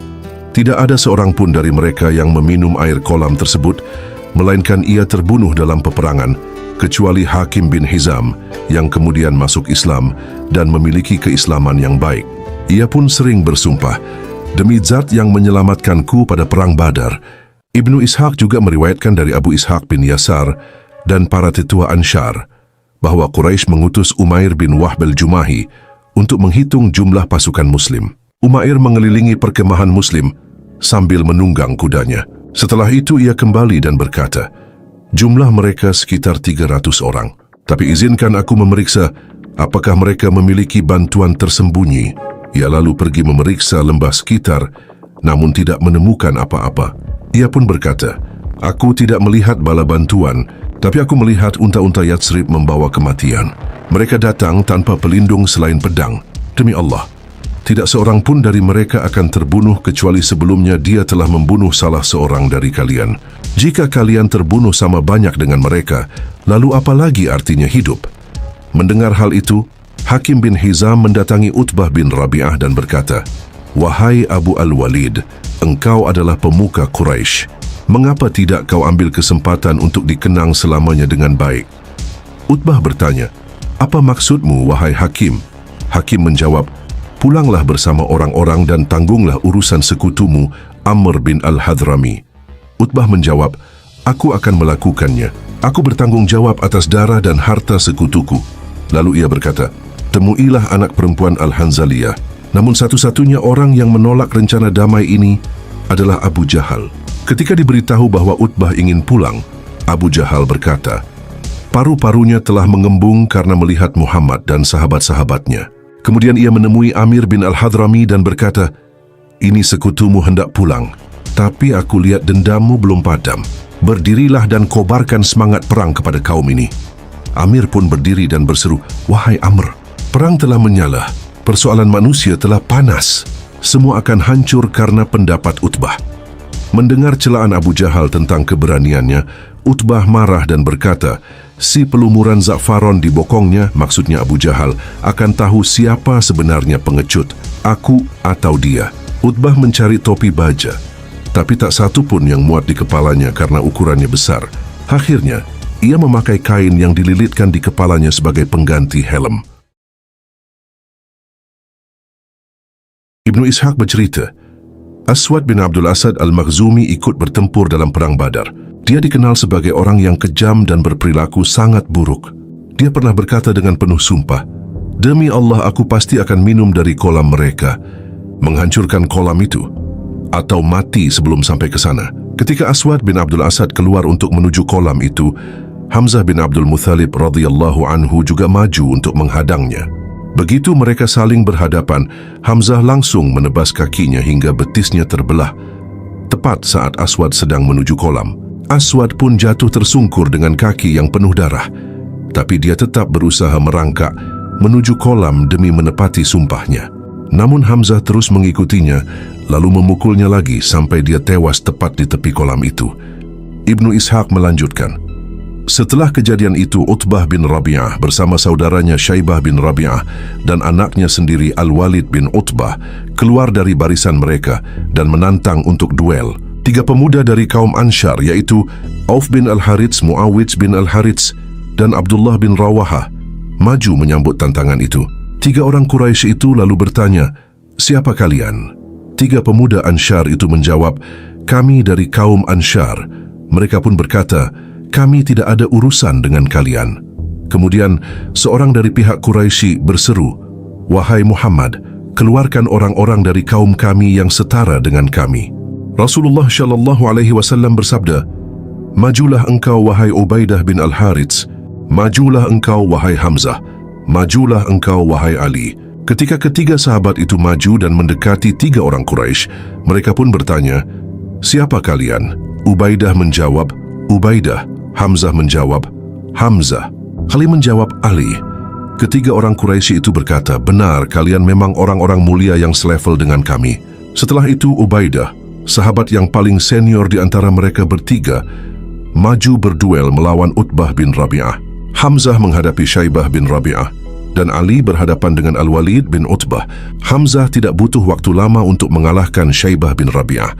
Begitu juga dengan Ali, yang dengan mudah membunuh Al-Walid. Sementara itu Ubaidah dan Utbah bertarung sengit. Mereka saling menghantam satu sama lain dengan pukulan yang keras dan tepat sasaran. Hamzah dan Ali lalu membantu Ubaidah dengan menebaskan pedang mereka ke tubuh Utbah bin Rabi'ah. Setelah berhasil membunuh Utbah, mereka pun membawa Ubaidah ke tempat para sahabat. Ibnu Ishaq berkata, Hashim bin Umar bin Qatadah bercerita kepadaku bahwa Utbah bin Rabi'ah sempat berkata kepada 3 pemuda Ansyar, "Kalian ini orang-orang mulia yang selevel dengan kami. Hanya saja kami ingin duel dengan kaum kami sendiri." Ibnu Ishaq melanjutkan, setelah itu kedua pasukan pun semakin dekat satu sama lain. Rasulullah shallallahu alaihi wasallam melarang para sahabat untuk menyerang terlebih dahulu sebelum ada perintah dari beliau. Beliau bersabda, "Jika mereka sudah mendekat kepada kalian, seranglah mereka dengan anak panah." Saat itu Rasulullah berada di bilik dan ditemani oleh Abu Bakar radhiyallahu anhu. Perang Badar ini terjadi di pagi hari, pada hari Jumat, tanggal 17 Ramadan. Ini sebagaimana diceritakan kepadaku oleh Abu Ja'far Muhammad bin Ali bin Al-Husain. Ibnu Ishaq juga berkata, Habban bin Wasi' bin Habban menyampaikan kepadaku dari seorang sesepuh kaumnya yang bercerita bahawa Rasulullah Shallallahu Alaihi Wasallam merapikan barisan pasukan dalam perang Badar dengan menggunakan anak panah di tangannya. Beliau berjalan melewati Sawad bin Ghaziyah, seorang sekutu dari Bani Adi bin An-Najjar, yang saat itu berdiri sedikit maju dari barisan. Rasulullah pun menusuk perutnya dengan anak panah seraya berkata, "Luruskan barisanmu, wahai Sawad." Sawad bin Ghaziyah berkata, "Wahai Rasulullah, engkau menyakitiku, padahal engkau diutus Allah membawa kebenaran dan keadilan. Aku ingin kisyas atasmu." Rasulullah Shallallahu Alaihi Wasallam membuka perutnya dan berkata kepada Sawad bin Ghaziyah, "Silakan lakukan kisyas." Sawad pun langsung memeluk Rasulullah dan mencium perut beliau. Rasulullah lalu bertanya, "Mengapa engkau melakukan ini semua, wahai Sawad?" Sawad bin Ghaziyah menjawab, "Wahai Rasulullah, engkau lihat sendiri keadaanku. Aku ingin agar pertemuan terakhirku denganmu dalam hidup ini adalah saat kulitku menyentuh kulitmu." Rasulullah Shallallahu Alaihi Wasallam pun mendoakan kebaikan untuk Sawad bin Ghaziyah. Rasulullah Shallallahu Alaihi Wasallam bermunajat, meminta pertolongan kepada Allah Subhanahu wa Ta'ala. Ibnu Ishaq bercerita, setelah itu Rasulullah meluruskan barisan para sahabat, lalu kembali ke biliknya. Di dalam bilik itu, beliau hanya ditemani oleh Abu Bakar. Tidak ada seorang pun selain mereka berdua. Rasulullah Shallallahu Alaihi Wasallam pun bermunajat kepada Allah, memohon pertolongan yang telah dijanjikan kepadanya. Dalam doanya beliau berkata, "Ya Allah, bila kelompok ini, kaum muslimin, kalah pada hari ini, maka engkau tidak akan lagi disembah." Mendengar itu Abu Bakar berkata, "Wahai Nabi Allah, tenangkanlah munajatmu kepada Tuhanmu. Sesungguhnya Allah pasti akan menepati janjinya kepadamu." Setelah itu Rasulullah Shallallahu Alaihi Wasallam tertidur sejenak di dalam biliknya. Kemudian beliau terbangun dan bersabda, "Bergembiralah wahai Abu Bakar, pertolongan Allah telah datang kepadamu." Inilah Jibril yang sedang memegang tali kekang kuda dan menuntunnya, sementara debu menempel di gigi depan kudanya. Ibnu Ishaq berkata, Mihja, mantan budak Umar bin Khattab, terkena serangan anak panah dan meninggal dunia. Maka dialah orang pertama yang gugur sebagai syahid dari kaum muslimin. Lalu Haritsah bin Suraqah, salah seorang dari Bani Adi bin An-Najjar, yang saat itu sedang minum air dari kolam, terkena lemparan anak panah di lehernya hingga wafat. Ibnu Ishaq berkata, setelah itu Rasulullah Shallallahu Alaihi Wasallam keluar dari bilik menuju para sahabatnya dan menyemangati mereka untuk berperang. Beliau bersabda, "Demi jiwa Muhammad yang berada dalam genggaman tangannya, siapapun di antara kalian yang hari ini bertempur melawan mereka dengan penuh kesabaran, mengharap ridha Allah dan tidak berpaling ke belakang, maka Allah akan memasukkannya ke dalam surga." Umair bin Al-Humam dari Bani Salimah berkata, sambil memegang beberapa butir kurma yang hendak dimakan, "Wah, luar biasa. Tidak ada jarak antara aku dan surga kecuali mereka membunuhku." Ia pun membuang kurma dari tangannya, lalu mengambil pedangnya dan bertempur hingga gugur sebagai syahid. Ibnu Ishaq berkata, Ashim bin Umar bin Qatadah bercerita kepadaku bahwa Auf bin Al-Harits bin Afra pernah berkata, "Wahai Rasulullah, apa yang membuat Allah suka dan ridha pada seorang hamba?" Rasulullah Shallallahu Alaihi Wasallam bersabda, yaitu dia yang menancapkan tangannya pada musuh tanpa mengenakan baju besi. Maka Auf bin Al-Harits melepas baju besinya, membuangnya, lalu mengambil pedang dan bertempur hingga gugur sebagai syahid. Ibnu Ishaq berkata, Muhammad bin Muslim bin Shihab Az-Zuhri bercerita kepadaku dari Abdullah bin Sa'labah bin Shu'air Al-Udzri, sekutu Bani Zuhrah, bahwa dia diberitahu, saat dua pasukan telah saling berhadapan dan saling mendekat, Abu Jahal bin Hisham berkata, "Ya Allah, jika orang yang paling banyak memutus silaturahim di antara kami datang kepada kami dengan sesuatu yang asing, maka hancurkanlah dia besok. Dialah yang menjadi hakim atas doanya sendiri." Ibnu Ishaq berkata, Rasulullah Shallallahu Alaihi Wasallam mengambil segenggam kerikil, lalu berjalan ke arah orang-orang Quraisy dan bersabda, "Wajah-wajah kaum yang buruk." Beliau melemparkan kerikil itu ke arah mereka, lalu berkata kepada para sahabatnya, "Seranglah mereka dengan kuat." Maka terjadilah kekalahan di pihak Quraisy. Allah membinasakan para pemimpin Quraisy yang terbunuh dan menangkap para pemimpin lainnya sebagai tawanan. Saat para sahabat sedang beristirahat setelah menangkap orang-orang Quraisy dan Rasulullah Shallallahu Alaihi Wasallam berada di dalam bilik, tiba-tiba Sa'ad bin Mu'adz berdiri di depan pintu bilik dengan pedang terhunus. Ia bersama beberapa orang dari kaum Ansyar menjaga Rasulullah Shallallahu Alaihi Wasallam karena khawatir musuh akan melakukan serangan balasan. Rasulullah Shallallahu Alaihi Wasallam melihat wajah Sa'ad bin Mu'adz yang tampak tidak senang dengan apa yang dilakukan oleh para sahabat. Maka beliau bersabda, "Wahai Sa'ad, tampaknya engkau tidak senang dengan apa yang dilakukan oleh mereka." Sa'ad bin Mu'adz menjawab, "Benar wahai Rasulullah, ini adalah perang pertama kita melawan orang-orang musyrik dan Allah lah yang menghendakinya. Maka membunuh mereka lebih aku sukai daripada menyisakan mereka." Ibnu Ishaq berkata bahwa Rasulullah Shallallahu Alaihi Wasallam bersabda kepada para sahabat, "Aku tahu bahwa terdapat banyak orang-orang dari Bani Hashim maupun selain Bani Hashim yang keluar untuk berperang karena terpaksa. Mereka tidak ada keperluan berperang dengan kita. Oleh sebab itulah, siapapun di antara kalian yang bertemu dengan salah seorang dari Bani Hashim, maka jangan bunuh dia. Barang siapa bertemu dengan Abu Al-Bakhtari bin Hisham bin Al-Harits bin Asad, jangan bunuh dia. Barang siapa bertemu dengan Al-Abbas bin Abdul Muthalib, paman Rasulullah Shallallahu Alaihi Wasallam, jangan bunuh dia karena ia didesak keluar untuk berperang." Abu Hudzaifah berkata, "Apakah kita akan membunuh ayah-ayah dan anak-anak kita, saudara-saudara dan keluarga kita? Lalu setelah itu kita biarkan Al-Abbas hidup bebas begitu saja? Demi Allah, jika aku bertemu dengannya, niscaya aku akan membunuhnya." Apa yang diucapkan oleh Abu Hudzaifah ini terdengar oleh Rasulullah Shallallahu Alaihi Wasallam. Maka beliau pun bersabda kepada Umar bin Khattab, "Wahai Abu Hafsh." Umar bin Khattab berkata, "Demi Allah, itulah saat pertama kalinya Rasulullah Shallallahu Alaihi Wasallam memanggilku dengan sebutan Abu Hafsh." Rasulullah Shallallahu Alaihi Wasallam melanjutkan sabdanya, "Bolehkah wajah paman Rasulullah Shallallahu Alaihi Wasallam ditebas dengan pedang?" Umar bin Khattab menjawab, "Wahai Rasulullah, izinkan aku memenggal leher orang itu. Demi Allah, sungguh dia telah menjadi seorang munafik."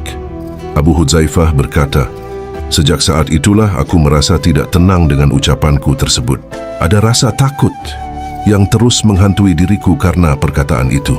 Tapi aku selalu berharap bahwa ucapanku itu bisa ditebus dengan kematian syahid." Abu Hudzaifah gugur sebagai salah satu syuhada dalam perang Yamamah. Ibnu Hisham meriwayatkan bahwa Rasulullah Shallallahu Alaihi Wasallam melarang para sahabat melakukan tindakan kepada Abu Al-Bakhtari sebab beliau adalah orang yang paling menahan diri untuk tidak menyakiti Rasulullah ketika masih berada di Makkah. Selama di Makkah, ia tidak pernah berbuat zalim kepada Rasulullah Shallallahu Alaihi Wasallam, tidak pula mengucapkan kata-kata yang melukai hati beliau. Bahkan ia termasuk di antara mereka yang berperan dalam membatalkan surat perjanjian kaum Quraisy yang menindas Bani Hashim dan Bani Al-Muthalib. Dalam peristiwa Perang Badar, Al-Mujazzar bin Ziyad berjumpa dengan Abu Al-Bakhtari. Dia berkata kepadanya, "Sesungguhnya Rasulullah Shallallahu Alaihi Wasallam melarangku untuk membunuhmu." Abu Al-Bakhtari saat itu ditemani oleh seorang sahabat yang ikut bersamanya dari Makkah, yaitu Junadah bin Mulaiha. Abu Al-Bakhtari kemudian bertanya, "Apakah larangan itu juga berlaku bagi temanku ini?" Al-Mujazzar menjawab, "Tidak. Demi Allah, larangan itu hanya khusus untukmu." Mendengar jawaban itu, Abu Al-Bakhtari berkata, "Kalau begitu, aku tidak akan membiarkan diriku selamat sendiri. Aku lebih memilih bersama temanku." Ketika dua pasukan sudah bertemu, mereka berdua pun berhadapan, dan Abu Al-Bakhtari memilih menyerang dan tetap memilih bersama sahabatnya hingga akhir hayatnya. Al-Mujazzar tidak ada pilihan lain selain melawan, hingga dia pun terbunuh. Al-Mujazzar kemudian kembali kepada Rasulullah Shallallahu Alaihi Wasallam dan berkata, "Demi Zat yang mengutusmu dengan membawa kebenaran, aku telah berusaha melindunginya untuk dibawa kepadamu. Namun ia menolak, memilih bertahan dan akhirnya aku pun terpaksa menghadapinya. Abdurrahman bin Auf berkata, Umayyah bin Khalaf adalah sahabat dekatku di Makkah. Nama asliku adalah Abdu Amr. Setelah aku masuk Islam, aku mengganti namaku menjadi Abdurrahman. Itu terjadi ketika kami masih tinggal di Makkah. Waktu itu Umayyah bin Khalaf sering datang kepadaku dan berkata, Wahai Abdu Amr, apakah kamu tidak suka dengan nama yang diberikan oleh orang tuamu? Aku menjawab, ya, aku suka. Umayyah berkata, aku tidak kenal dengan Ar-Rahman, jadi buatkan satu nama yang bisa kupakai untuk memanggilmu. Jangan jawab kalau aku memanggilmu dengan nama lamamu, dan aku juga tidak akan memanggilmu dengan nama yang tidak aku kenal. Abdurrahman bin Auf berkata, jika dia memanggilku, wahai Abdu Amr, aku tidak menjawab. Lalu aku berkata kepadanya, wahai Abu Ali, panggillah aku sesukamu. Umayyah menjawab, aku akan panggil kamu dengan nama Abdullah. Aku menjawab, itu pun boleh juga.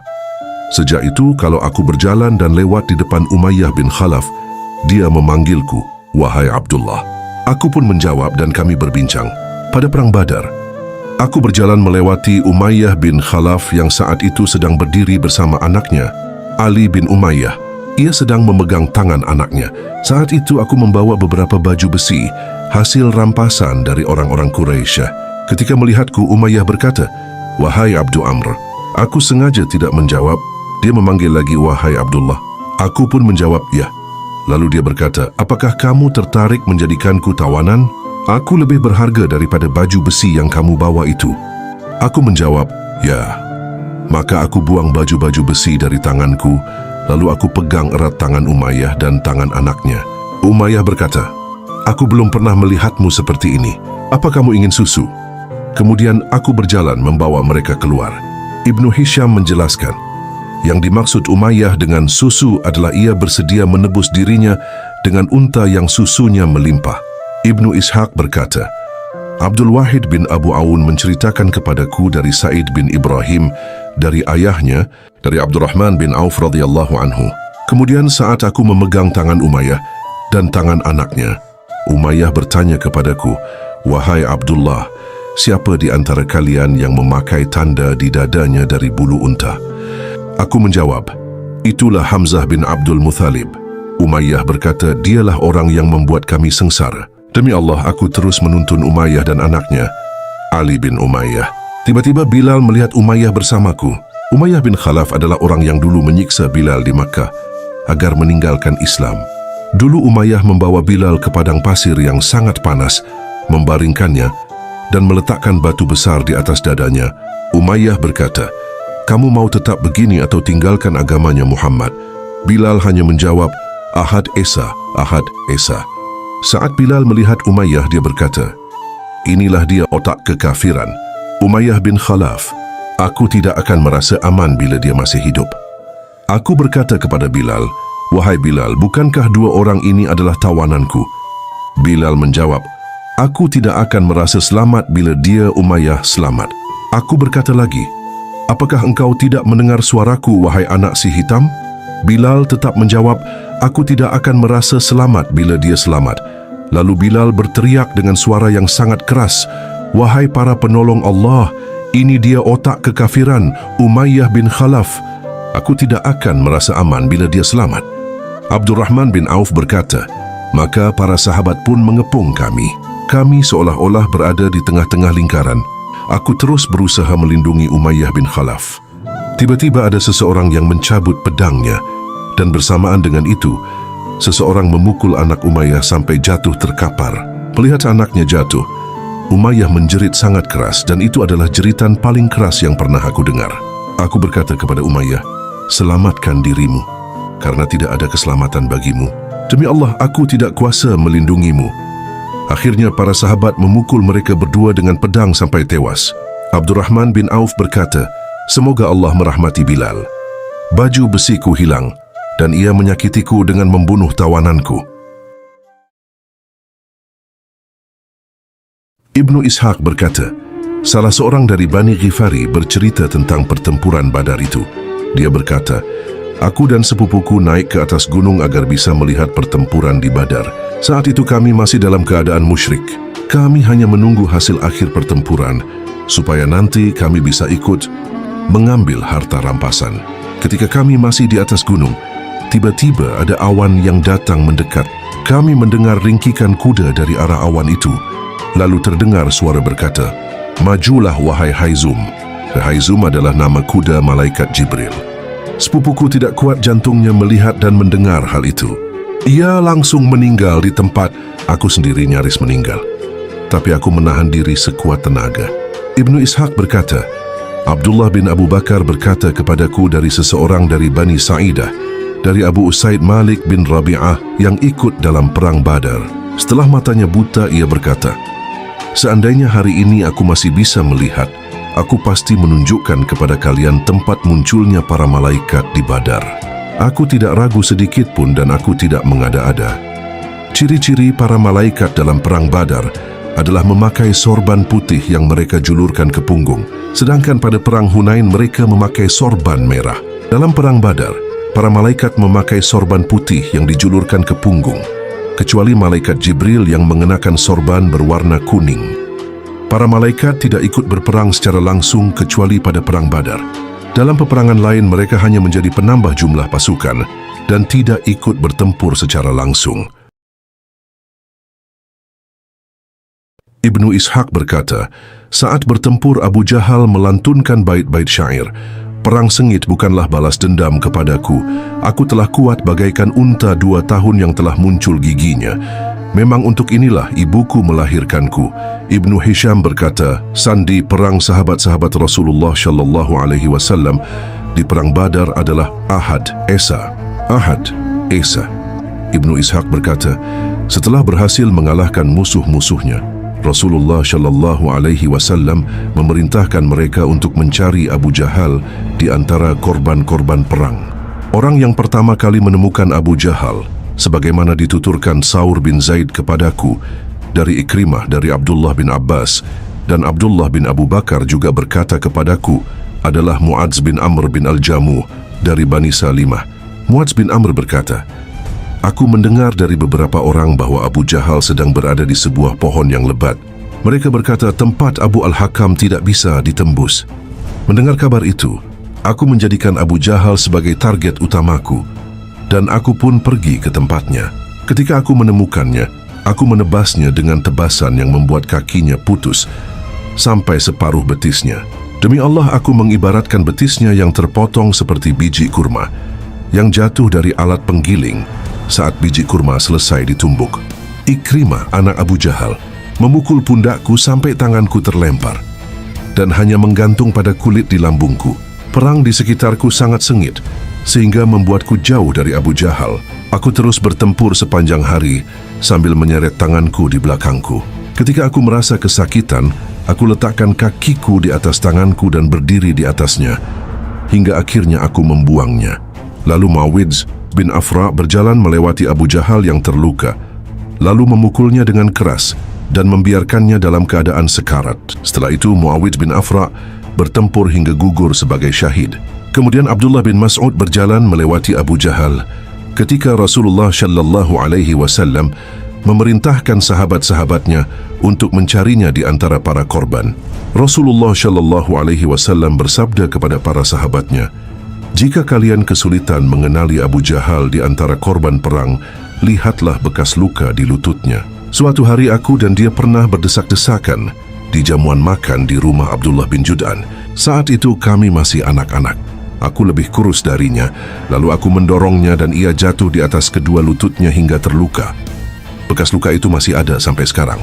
Abdullah bin Mas'ud berkata, aku menemukan Abu Jahal dalam keadaan sekarat. Aku mengenalinya, lalu aku letakkan kedua kakiku di atas lehernya. Dulu di Makkah, dia pernah memukulku hingga aku kesakitan dan memukulkan tinjunya kepadaku. Aku bertanya kepadanya, apakah Allah telah menghinakanmu, wahai musuh Allah? Abu Jahal menjawab, dengan apa Allah menghinakanku? Apakah aku lebih buruk daripada orang-orang yang kalian bunuh? Katakan kepadaku, di pihak siapa kemenangan hari ini? Aku menjawab, di sisi Allah dan Rasulnya. Abu Jahal berkata kepadaku, "Sungguh engkau telah mendaki hal yang sulit, wahai anak kecil penggembala." Lalu aku penggal kepalanya dan membawa kepala Abu Jahal ke hadapan Rasulullah sallallahu alaihi wasallam. Aku berkata, "Wahai Rasulullah, inilah kepala Abu Jahal, musuh Allah." Rasulullah sallallahu alaihi wasallam bersabda, "Demi Allah, tidak ada Tuhan yang berhak disembah kecuali Dia." Itulah sumpah Rasulullah sallallahu alaihi wasallam. Aku berkata, "Ya benar. Demi Allah yang tidak ada Tuhan yang berhak disembah kecuali Dia." Aku hempaskan kepala Abu Jahal ke hadapan Rasulullah sallallahu alaihi wasallam dan beliau pun memuji Allah. Ibnu Ishaq berkata, pada perang Badar, Ukasyah bin Mihshan bin Hurtsan al-Asadi, sekutu Bani Abdu Syams bin Abdu Manaf, bertempur hingga pedangnya patah di tangannya. Ia menemui Rasulullah sallallahu alaihi wasallam. Kemudian Rasulullah sallallahu alaihi wasallam memberi akar pohon seraya bersabda, "Wahai Ukasyah, bertempurlah dengan akar kayu ini." Tatkala Ukasyah bin Mihshan mengambil akar kayu dari genggaman tangan Rasulullah sallallahu alaihi wasallam dan ia menggerak-gerakkannya, tiba-tiba akar kayu tersebut berubah bentuknya menjadi pedang panjang, sangat kuat dan putih ujungnya, tajam. Maka Ukasyah bin Mihshan pun kembali bertempur dengan pedang tersebut sampai Allah Ta'ala memberi kemenangan kepada kaum muslimin. Dan pedang itu dinamai Al-Aun. Kemudian pedang tersebut menjadi milik Ukasyah bin Mihshan dan ia gunakan pedang tersebut di semua peperangan bersama Rasulullah sallallahu alaihi wasallam sampai dia meninggal dunia sebagai syahid pada perang Riddah, perang melawan orang-orang murtad. Sementara pedang tersebut masih berada di genggamannya.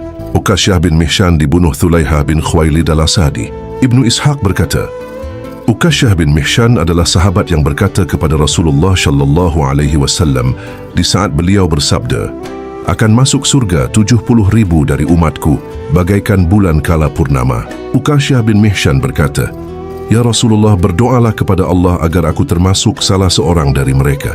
Rasulullah sallallahu alaihi wasallam bersabda, "Engkau termasuk salah seorang dari mereka." Setelah itu salah seorang dari kaum Ansyar berdiri dan berkata, "Wahai Rasulullah, berdoalah kepada Allah agar aku juga termasuk kelompok mereka." Rasulullah sallallahu alaihi wasallam bersabda, "Ukasyah telah mendahuluimu dan doa itu telah dikokohkan."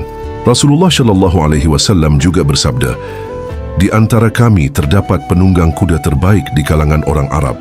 Para sahabat bertanya, "Siapa gerangan wahai Rasulullah?" Rasulullah sallallahu alaihi wasallam bersabda, "Dia adalah Ukasyah bin Al-Mihshan." Dhirar bin Al-Azwar Al-Asadi bertanya, "Apakah orang tersebut salah seorang dari kami, wahai Rasulullah?" Rasulullah sallallahu alaihi wasallam bersabda, "Ia bukan salah seorang dari kalian, namun salah seorang dari kami melalui aliansi."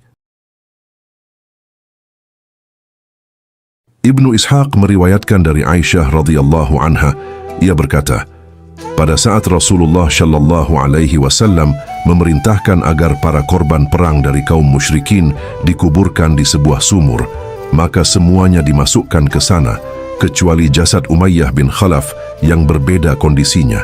Akhirnya tubuhnya ditutup dengan tanah dan batu. Setelah selesai, Rasulullah sallallahu alaihi wasallam berdiri di atas sumur tersebut dan bersabda, "Wahai para penghuni sumur, apakah kalian telah memperoleh apa yang dijanjikan Tuhan kepada kalian itu benar adanya? Sungguh aku telah mendapatkan apa yang dijanjikan Allah kepadaku." Para sahabat bertanya, "Wahai Rasulullah, apakah engkau berbicara dengan kaum yang telah wafat?" Beliau menjawab, "Mereka kini telah mengetahui bahwa janji Allah itu benar adanya." Ibnu Ishaq meriwayatkan pula bahwa pada malam hari Rasulullah sallallahu alaihi wasallam memanggil nama beberapa orang yang tewas di Badar seraya bersabda, "Apakah kalian telah memperoleh apa yang dijanjikan Tuhan kalian?" "Sungguh aku telah memperoleh apa yang dijanjikan Tuhanku." Para sahabat pun kembali bertanya, "Apakah engkau memanggil orang yang sudah meninggal?" Rasulullah menjawab, "Apa yang aku katakan didengar, hanya saja mereka tidak mampu menjawab." Ibnu Ishaq menuturkan, Rasulullah sallallahu alaihi wasallam juga bersabda, "Wahai penghuni sumur, keluarga Nabi yang paling buruk adalah kalian. Kalian mendustakanku saat orang lain membenarkanku. Kalian mengusirku ketika orang lain melindungiku. Kalian memerangiku sedangkan orang lain menolongku. Kemudian beliau kembali bertanya, "Apakah kalian telah mendapatkan apa yang dijanjikan Tuhan kalian itu benar?" Disebutkan pula bahwa Rasulullah Shallallahu Alaihi Wasallam melihat Abu Hudzaifah bin Utbah bersedih ketika ayahnya turut dimasukkan ke dalam sumur. Beliau pun bersabda kepadanya, "Apakah engkau merasa berat karena ayahmu diperlakukan demikian?" Abu Hudzaifah menjawab, "Tidak, wahai Rasulullah. Aku tidak ragu sedikit pun tentang kematiannya dalam keadaan kufur. Hanya saja aku dahulu melihat dalam dirinya kelembutan dan sifat-sifat yang membuatku berharap ia mendapat hidayah. Maka ketika aku melihat keadaannya, aku berduka karenanya." Rasulullah Shallallahu Alaihi Wasallam mendoakan kebaikan baginya. Ibnu Ishaq juga menyebutkan bahwa sejumlah pemuda Muslim yang tertindas di Makkah terpaksa ikut ke Badar bersama kaumnya. Mereka akhirnya gugur dalam peperangan itu. Dan turunlah firman Allah Ta'ala, "Sesungguhnya orang-orang yang diwafatkan malaikat dalam keadaan menganiaya diri sendiri kepada mereka. Malaikat bertanya, 'Dalam keadaan bagaimana kamu ini?' Mereka menjawab, 'Kami adalah orang-orang yang tertindas di negeri.' Para malaikat berkata, 'Bukankah bumi Allah itu luas sehingga kamu dapat berhijrah di bumi itu?' Maka tempat mereka adalah neraka Jahanam. Dan Jahanam itu seburuk-buruk tempat kembali." Setelah peristiwa Badar, Rasulullah Shallallahu Alaihi Wasallam memerintahkan agar semua harta yang didapat dikumpulkan di satu tempat. Perintah ini bukan tanpa alasan, karena harta itu merupakan amanah yang tidak boleh diperebutkan secara pribadi. Namun ketika semua sudah terkumpul, muncullah perbedaan pendapat di antara para sahabat.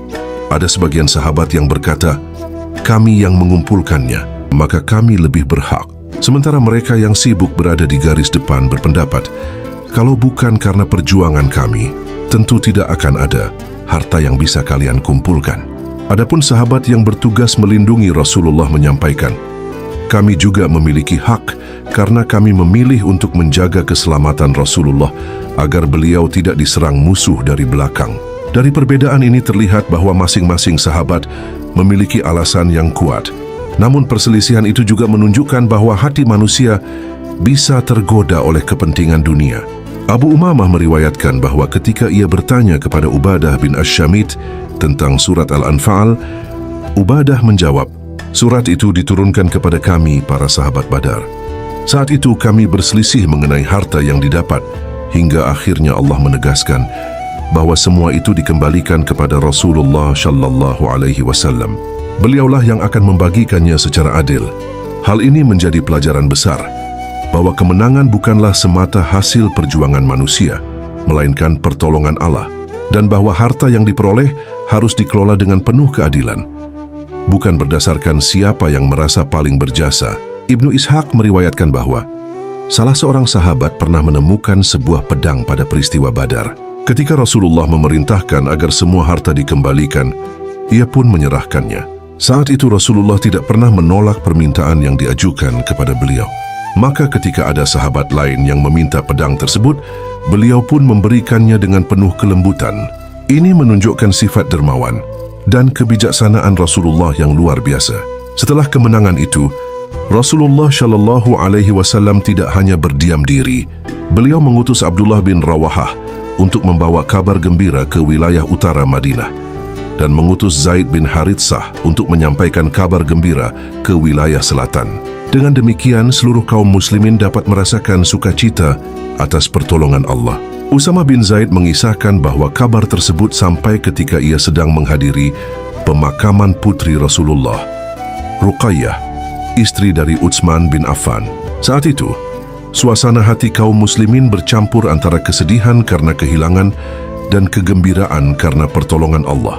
Berita itu kemudian meneguhkan hati mereka bahwa meskipun ujian datang silih berganti, pertolongan Allah selalu bersama kaum beriman. Zaid bin Haritsah, ayah Usama, dengan tegas mengabarkan bahwa banyak pemimpin kaum musyrikin yang gugur dalam peristiwa itu. Hal ini menjadi pertanda bahwa kebenaran akan selalu ditinggikan Allah dan kebatilan lambat laun akan runtuh. Dengan turunnya surat Al-Anfal, kaum muslimin belajar bahwa persatuan lebih utama daripada perselisihan, dan keadilan Rasulullah menjadi teladan dalam mengatur urusan umat. Peristiwa Badar tidak hanya sekadar kemenangan di medan pertempuran, tetapi juga menjadi tonggak pendidikan ruhani bahwa iman, keikhlasan dan ketaatan jauh lebih penting daripada harta dunia. Kemudian Rasulullah Shallallahu Alaihi Wasallam pulang ke Madinah bersama rombongan para sahabat dengan membawa tawanan perang dari kaum musyrikin. Di antara tawanan tersebut adalah Uqbah bin Abu Mu'aith dan An-Nadhr bin Al-Harits.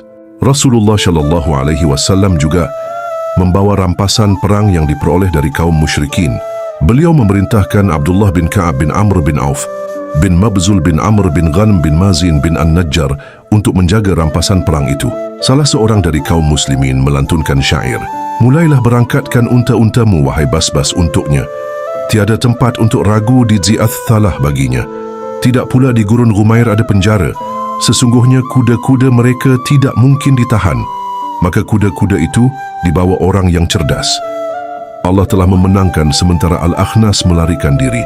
Rasulullah Shallallahu Alaihi Wasallam berjalan, dan ketika beliau keluar dari lorong kecil Asy-Syafra, beliau berhenti di bukit pasir antara Madhiq, lorong kecil, dan An-Naziyah yang bernama Sayar, tepatnya di bawah sebuah pohon di tempat itu. Di sanalah Rasulullah Shallallahu Alaihi Wasallam membagi rampasan perang yang diberikan Allah kepada kaum muslimin dari kaum musyrikin secara merata. Setelah melakukan pembagian rampasan perang, beliau melanjutkan perjalanan. Sesampainya di Ar-Rawha, beliau disambut oleh kaum muslimin. Mereka mengucapkan selamat atas kemenangan yang diberikan Allah kepada beliau dan kaum muslimin. Salamah bin Salamah berkata kepada kaum muslimin, "Ucapan selamat apa yang kalian berikan kepada kami? Demi Allah, kita tidak bertemu kecuali dengan wanita-wanita lemah dan orang-orang tua yang tidak berdaya, bagaikan unta yang diikat lalu disembelih." Rasulullah Shallallahu Alaihi Wasallam tersenyum lalu bersabda, "Wahai anak saudaraku, mereka orang-orang Quraisy adalah para pemuka kaumnya dan orang-orang terpandang." Ibnu Ishaq berkata, Rasulullah Shallallahu Alaihi Wasallam terus berjalan hingga sampai di Madinah bersama para tawanan perang. Lalu Rasulullah Shallallahu Alaihi Wasallam membagi-bagikan para tawanan itu kepada para sahabat. Beliau bersabda, "Berbuat baiklah kalian kepada para tawanan perang ini."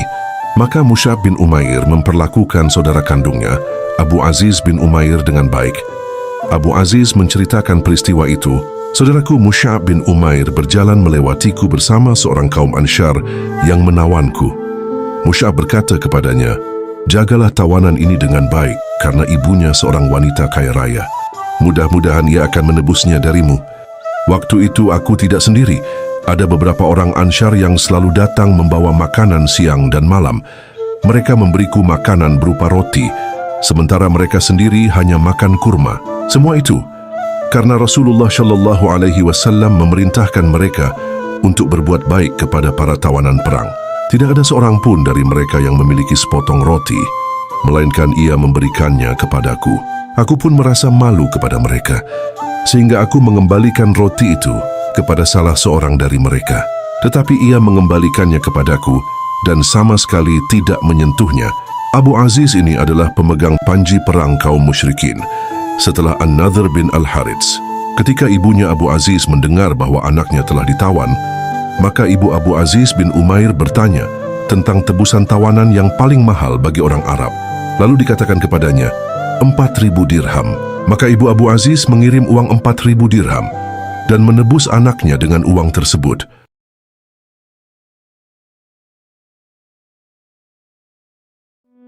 Ibnu Ishaq berkata, orang yang pertama kali tiba di Makkah dengan membawa kabar kekalahan orang-orang Quraisy dalam perang Badar adalah Al-Haysuman bin Abdullah Al-Khuzai. Orang-orang Quraisy bertanya kepada Al-Haysuman bin Abdullah, "Kabar apa yang engkau bawa?" Al-Haysuman menjawab, "Utbah bin Rabi'ah gugur, Syaibah bin Rabi'ah gugur, Abu Al-Hakam, Abu Jahal bin Hisham gugur, Umayyah bin Khalaf gugur, Zam'ah bin Al-Aswad gugur, Nubaih bin Al-Hajjaj gugur, Munabbih bin Al-Hajjaj gugur, dan Abu Al-Bakhtari juga gugur." Ketika Al-Haysuman menyebutkan nama-nama para pemimpin Makkah yang gugur, Syafwan bin Umayyah yang sedang duduk di atas batu berkata, "Demi Allah, orang itu sudah kehilangan akalnya. Tanyakan padanya tentang diriku. Orang-orang Quraisy bertanya, apa yang dilakukan Syafwan bin Umayyah? Al-Haisuman menjawab, saat ini dia sedang duduk di atas batu. Demi Allah, aku melihat ayah dan saudaranya pada saat keduanya terbunuh. Abu Rafi' Injas, mantan budak Rasulullah SAW, menceritakan cerita saat khabar kekalahan orang Quraisy telah diumumkan di Mekah. Abu Lahab tidak ikut perang Badar ketika itu.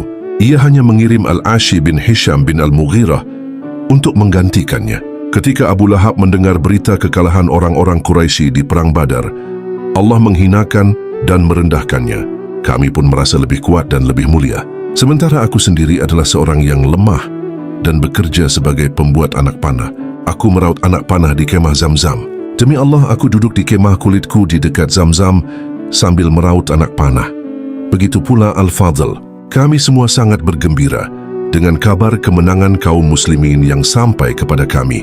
Tiba-tiba Abu Lahab datang dengan menyeret kakinya dalam keadaan muram hingga duduk di atas kayu pasak kemah dengan punggungnya berada di balik punggungku.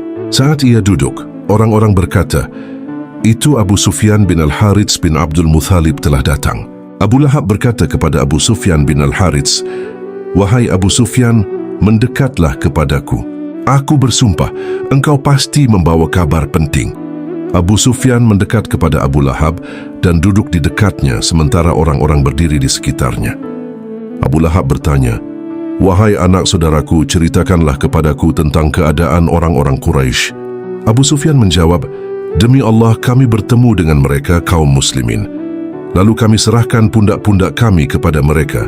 Mereka membunuh dan menawan kami sesuka mereka. Demi Allah, aku tidak mencela orang-orang Quraisy karena kami telah menghadapi kaum yang mengenakan pakaian serba putih, menunggang kuda belang, dan terbang antara langit dan bumi. Demi Allah, mereka tidak menyisakan satu pun dan tidak ada yang mampu melawan mereka. Abu Rafi' berkata, lalu aku mengangkat pasak kemah dengan kedua tanganku dan berkata, demi Allah, orang-orang yang mengenakan pakaian serba putih itu adalah para malaikat. Abu Lahab lalu mengangkat tangannya dan memukul wajahku dengan sangat keras. Aku pun melompat ke arah Abu Lahab, tetapi dia menyerang dan menjatuhkanku ke tanah, lalu duduk di atasku sambil memukuliku karena aku adalah orang yang lemah. Ummu Al-Fadl segera mengambil tiang kayu kemah, lalu memukul Abu Lahab dengan keras di kepalanya hingga kepalanya terluka parah. Ummu Al-Fadl berkata, engkau kira dia lemah karena tuannya tidak ada. Abu Lahab pun melarikan diri dalam keadaan hina. Demi Allah, ia tidak hidup lebih dari 7 hari, hingga Allah menimpakan padanya penyakit seperti ta'un dan ia pun mati karena penyakit itu. Ibnu Ishaq berkata, orang-orang Quraisy terus menangis meratapi para korban perang mereka. Mereka berkata, berhentilah dan jangan teruskan ratapan kalian, karena jika tangisan kalian terdengar oleh Muhammad dan sahabat-sahabatnya, mereka akan menertawakan kalian. Jangan kalian buru-buru menebus para tawanan. Tunda saja, agar Muhammad dan para sahabatnya tidak meminta tebusan yang mahal. 3 anak Al-Aswad bin Al-Muthab, Zam'ah bin Al-Aswad, Aqil bin Al-Aswad, dan Al-Harits bin Al-Aswad tewas dalam perang Badar. Al-Aswad ingin menangisi kematian anak-anaknya, tapi pada suatu malam, ia mendengar suara tangisan seorang wanita. Al-Aswad yang tunanetra berkata kepada budaknya, lihatlah, apakah meratap sekarang sudah diizinkan? Apakah orang-orang Quraisy menangisi korban mereka? Sehingga aku pun bisa menangisi Abu Hakimah, Zam'ah. Sungguh hatiku kini terbakar. Ketika budaknya kembali, ia berkata, wanita itu menangisi untanya yang hilang. Ibnu Ishaq berkata, di antara para tawanan adalah Abu Wada'ah bin Dhubairah As-Sahmi. Rasulullah SAW bersabda, sesungguhnya Abu Wada'ah adalah orang kaya di Makkah. Tampaknya anaknya akan datang kepada kalian untuk menebusnya. Ketika orang-orang Quraisy berkata, jangan cepat-cepat menebus tawanan kalian. Semoga dengan begitu Muhammad dan para sahabatnya tidak meminta tebusan yang mahal. Al-Muthalib bin Abu Wada'ah, orang yang dimaksud Rasulullah SAW, berkata, kalian benar, jangan tergesa-gesa menebus tawanan kalian. Namun ketika malam tiba, Al-Muthalib bin Abu Wada'ah diam-diam meninggalkan Makkah menuju Madinah. Ia menebus ayahnya dengan 4.000 dirham, lalu kembali ke Makkah bersama ayahnya. Setelah perang Badar, kaum Quraisy mengirim utusan-utusannya untuk menebus para tawanan. Salah satu tawanan penting mereka adalah Suhail bin Amr, seorang tokoh Quraisy yang dikenal pandai berpidato dan sering menghasut orang untuk memusuhi Islam. Ia ditawan oleh Malik bin Ad-Dukhshum dari Bani Salim bin Auf. Malik menegaskan, "Aku hanya mau menawan Suhail. Aku tidak mau tawanan selain dia." Hal ini menunjukkan betapa Suhail dianggap sosok penting di kalangan Quraisy, hingga penangkapnya sendiri merasa bangga menahannya. Utusan Quraisy Mikraz bin Hafsh datang ke Madinah untuk menebus Suhail. Namun sebelum tebusan diputuskan, ada peristiwa menarik. Umar bin Khattab mendatangi Rasulullah SAW dan berkata, "Wahai Rasulullah, izinkan aku mencabut 2 gigi depan Suhail. Dengan begitu, ia tidak bisa lagi berbicara lantang menghasut orang melawan kita." Namun Rasulullah SAW menjawab dengan penuh kebijaksanaan, "Aku tidak akan memutilasi. Jika aku melakukannya, Allah bisa memutilasiku padahal aku seorang nabi." Beliau menolak tindakan itu karena Islam tidak mengajarkan penyiksaan, bahkan kepada musuh sekalipun. Rasulullah juga menambahkan bahwa suatu saat nanti Suhail akan berada di sebuah posisi yang justru tidak layak dicela. Kalimat ini memberi isyarat bahwa masa depan Suhail akan berubah dengan cara yang tidak disangka-sangka. Setelah perundingan, Mikraz berkata kepada para sahabat, "Lepaskan Suhail, biarkan aku yang ditahan sebagai gantinya. Nanti Suhail akan mengirim orang untuk menebus dirinya." Para sahabat setuju, maka Suhail dilepaskan, sementara Mikraz ditahan hingga tebusan diselesaikan. Peristiwa ini menunjukkan 3 hal penting: betapa berharganya tokoh Quraisy di mata kaumnya, kebijakan Rasulullah yang melarang penyiksaan meski terhadap musuh, serta tradisi Islam yang menempatkan keadilan dan kehormatan di atas dendam pribadi. Selain Suhail, ada tawanan lain yang juga menjadi perhatian, yaitu Amr bin Abu Sufyan bin Harb, anak dari pemimpin Quraisy, Abu Sufyan. Amr ditawan dalam perang Badar oleh Ali bin Abi Thalib. Biasanya seorang ayah akan segera menebus anaknya, namun Abu Sufyan saat itu menolak. Ketika ada orang mendesaknya untuk menebus Amr, ia berkata, "Mereka telah membunuh Hanzalah, apakah aku juga harus kehilangan harta untuk menebus Amr? Biarkan saja dia ditahan." Perkataan ini menunjukkan sikap keras Abu Sufyan, sekaligus menyingkap luka batinnya akibat kekalahan di Badar. Sementara itu di Madinah, Amr tetap ditawan. Pada saat yang sama, seorang Muslim tua bernama Sa'ad bin An-Nu'man dari Bani Amr bin Auf berangkat ke Makkah untuk menunaikan umrah bersama anak gadisnya. Ia merasa aman karena ada perjanjian antara Quraisy dan kaum muslimin. Siapapun yang datang ke Makkah untuk haji atau umrah tidak boleh diganggu. Namun Abu Sufyan melanggar perjanjian itu. Ia menangkap Sa'ad sebagai ganti Amr, lalu berkata, "Aku akan menahan orang tua ini sampai kalian melepaskan anakku." Padahal Sa'ad sudah lanjut usia dan hanya berniat beribadah, bukan untuk berperang. Peristiwa ini membuat Bani Amr bin Auf marah. Mereka segera menemui Rasulullah SAW dan menyampaikan persoalan ini. Mereka meminta agar Amr bin Abu Sufyan dibebaskan sehingga Abu Sufyan mau melepaskan Sa'ad. Rasulullah SAW dengan sikap bijak dan penuh pertimbangan menyetujui permintaan mereka. Amr dilepaskan dari tawanan lalu dikembalikan kepada ayahnya. Sebagai gantinya, Abu Sufyan pun terpaksa membebaskan Sa'ad bin An-Nu'man. Dengan demikian, pertukaran tawanan ini mengakhiri ketegangan dan menyelamatkan nyawa seorang Muslim tua yang hanya ingin beribadah. Ibnu Ishaq berkata, di antara tawanan pada peristiwa Badar, terdapat Abu Al-Ash bin Ar-Rabi, menantu Nabi Muhammad SAW, suami dari Zainab. Ia ditawan oleh salah seorang dari kabilah Arab. Abu Al-Ash dikenal sebagai pribadi terpandang di Makkah. Ia memiliki harta, dipercaya dalam urusan perdagangan, dan berasal dari keluarga terhormat. Karena hubungan kekerabatan, Khadijah meminta agar Nabi menikahkan putrinya Zainab dengan Abu Al-Ash. Permintaan itu diterima, dan pernikahan berlangsung sebelum turunnya wahyu. Sejak saat itu, Khadijah memperlakukan Abu Al-Ash dengan penuh kasih sayang. Ketika Nabi Muhammad SAW diangkat sebagai Rasul, Khadijah dan putri-putrinya segera beriman. Mereka membenarkan ajaran yang dibawa beliau, namun Abu Al-Ash belum mau menerima ajaran Islam saat itu. Selain itu, salah seorang putri Nabi pernah dinikahkan dengan Utbah bin Abu Lahab.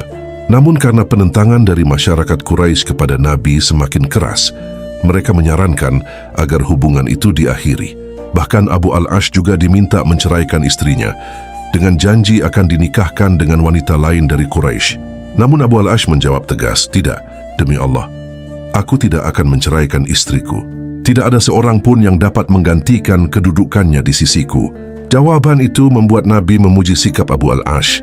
Sementara itu, Utbah menerima saran kaum Quraisy dan akhirnya berpisah dari putri Nabi.